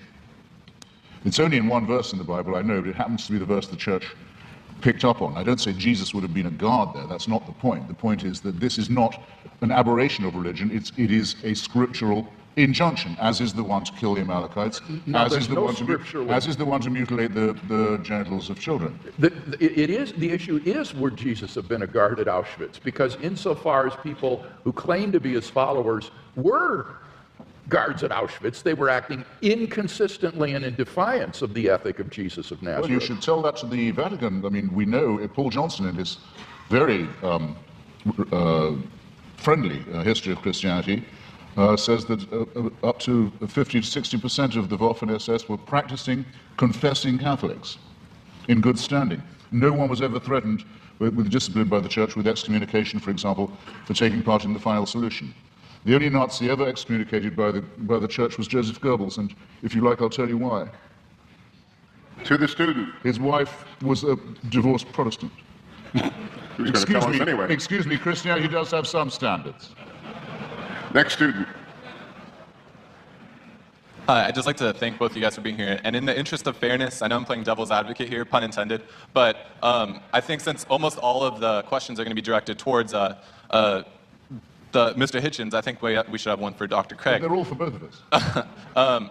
For Dr. Craig, what do you think about Epicurus' argument that if God is omnibenevolent, omniscient, and omnipotent, if he knows about kids in Africa and that are born with AIDS, what do you think about him suggesting, him not intervening and him not changing that fact? That's a question that I've always struggled with. So I'm just wondering, could you expand on that, and I'd also like your input on it? The problem of evil and suffering has been greatly discussed by philosophers, and I think there's been genuine progress made in this century on this problem. I think it's important to distinguish between the intellectual problem of suffering and the emotional problem of suffering, because these are quite different from each other. In terms of the intellectual problem of suffering, I think that you need to ask yourself, is the atheist claiming, as Epicurus did, that the existence of God is logically incompatible with the evil and suffering in the world? If that's what the atheist is claiming, then he's got to be presupposing some kind of hidden assumptions that would bring out that contradiction and make it explicit, because these statements are not explicitly contradictory. The problem is no philosopher in the history of the world has ever been able to identify what those hidden assumptions would be that would bring out the contradiction and make it explicit. On the contrary, you can actually prove that these are logically compatible with each other by adding a third proposition, namely that God has morally sufficient reasons for permitting the evil in the world. As long as that statement is even possibly true, it proves that there's no logical incompatibility between God and the suffering in the world. So the atheist would have to show that it is logically impossible for God to have morally sufficient reasons for permitting the evil and suffering in the world, and no atheist has ever been able to do that. So the logical version of this problem, I think, is widely recognized to have failed. Those atheists who still press the problem, and therefore press it as a probabilistic argument, they try to say that given the evil in the world, it's improbable that God exists. Not impossible, but improbable. Well, again, the difficulty there is that the atheist has to claim that if God did exist, then it is improbable that he would permit the evil and suffering in the world. And how could the atheist possibly know that? How could the atheist know that God would not, if he existed, permit the evil and suffering in the world? Maybe he's got good reasons for it. Maybe, like in Christian theism, God's purpose for human history is to bring the maximum number of people freely into his kingdom to find salvation and eternal life. And how do we know that that wouldn't require a world that is simply suffused with natural and moral suffering? It might be that only in a world like that the maximum number of people would freely come to know God and find salvation. So the atheist would have to show that there is a possible world that's feasible for God, which God could have created that would have just as much salvation and eternal life and knowledge of God as the actual world, but with less suffering. And how could the atheist prove such a thing? It's sheer speculation. So the problem is that as an argument, the problem of evil makes probability judgments which are very, very ambitious and which we are simply not in a position to make with any kind of confidence. Now, I recognize that that philosophical response to the question doesn't deal with the emotional problem of evil. And I think for most people, this isn't really a philosophical problem. It's an emotional problem. They just don't like a God who would permit suffering and pain in the world. And so they turn their backs on him. What does Christianity have to say to this problem? Well, I think it has a lot to say. It tells us that God is not some sort of an impersonal ground of being or an indifferent tyrant who folds his arms and watches the world suffer. Rather, he is a God who enters into human history in the person of Jesus Christ. And what does he do? He suffers. On the cross, Christ bore a suffering of which we can form no conception. Even though he was innocent, he bore the penalty of the sins of the whole world. None of us can comprehend what he suffered. And I think when we contemplate the cross of Christ and his love for us and what he was willing to undergo for us, it puts the problem of suffering in an entirely different perspective. It means, I think, that we can bear the suffering that God calls upon us to endure in this life with courage and with optimism for an eternal life of unending joy beyond the grave because of what Christ has done for us. And he will give us, I think, the courage and the strength to get through the suffering that God calls upon us to bear in this life. So whether it's an emotional issue or an intellectual issue, I think ultimately Christian theism can make sense out of the suffering and evil in the world. As the clock winds down, I reserve the last question for myself, Mr. Hitchens. Just on the devil's advocate point, when the Vatican asked me to testify against Mother Teresa, I discovered, which I did, I discovered that the office of devil's advocate has been abolished now. So I come before you as the only person ever to have represented the devil pro bono. Last question. Yeah, now, I'm not one of the, I was very intrigued by that reply and largely agree with it. If I was a believer, I would not feel God owed me an explanation. I'm not one of those atheists who thinks you can go around complaining. I mean, if you make the assumption that there is a deity, then all things are possible. You just have to be able to make that assumption. At our debate in Dallas the other day, I mentioned the case of Fräulein Freisel, the Austrian woman who was imprisoned in a dungeon by her father for a quarter of a century and incestuously raped and tortured and kept in the dark with her children for 25 years. And I asked people to imagine how she must have beseeched him, how she must have begged him, and how the children must have, and how they must have prayed, and how those prayers went unanswered, and those beggings and beseechings went unanswered for 25 years. And Douglas Wilson's reply to me was, God will cancel all that, and all those tears will be dried. And I say, well, if you're capable of believing that, then obviously what that woman went through and her children went through was perfectly worthwhile. And her father was all that time, without knowing it, and apparently not particularly wishing it, an instrument of the divine will. And as I have said to you before this evening, had occasion to say, you're perfectly free to believe that if you wish. To conclude, I do. You could, Mr. Hitchens, you have 4,000 people here, tens of thousands more watching. You could do the same exchange at Wheaton, at Westmont, at Azusa Pacific, at Point Loma, at Notre Dame, at every great Christian university in the United States. Why do you think so many people come out to see debates with accomplished people like Dr. Craig and you? It's a time for this great question to come up again. I think there are two reasons for it. One is the emergence of a very aggressive theocratic challenge in various parts of the world. We're about to see a long-feared nightmare come true, the acquisition of apocalyptic weaponry by a messianic regime in Tehran, which is already enslaving and ruining a formerly great civilization. We see the forces of Al-Qaeda and related jihadists ruining the societies of Iraq, of Afghanistan, Pakistan. We see Jewish settlers stealing other people's land in the name of God in the hope that this will bring on a messianic combat and the return of the Messiah. And even in our own country, we're not free from people who want to have stultifying nonsense taught to children in school and in science class.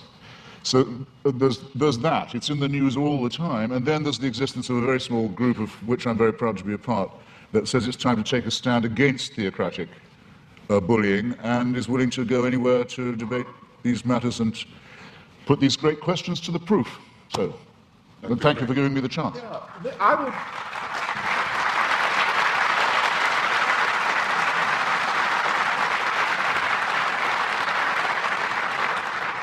I would answer the question somewhat differently. I think that what we're seeing is the fruit of modernity. In the Enlightenment, the church and the monarchy were thrown off in the name of free thought and unshackled human inquiry. And the thought was that once mankind was freed from the shackles and bondage of religion, that this would produce a sort of humanistic utopia.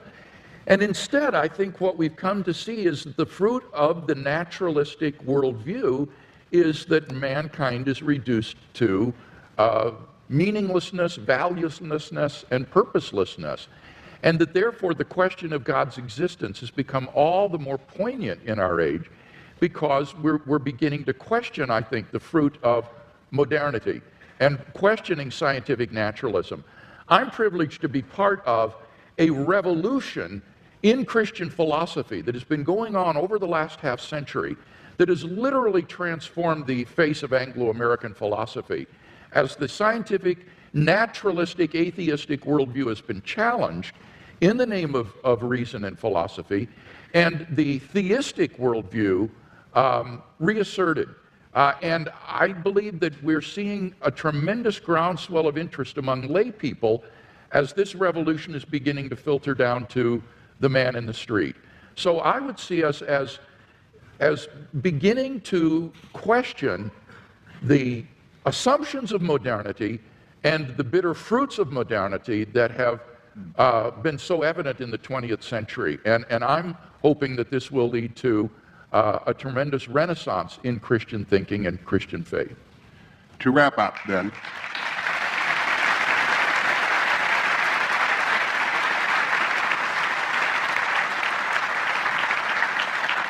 five quick observations and some instructions. Number one, no good society prohibits debates such as this one. Number two, only confident faith welcomes them. Only extraordinary universities stage them. And only very accomplished scholars and intellectuals can make them interesting and entertaining. Please join me in welcoming and thanking our panelists.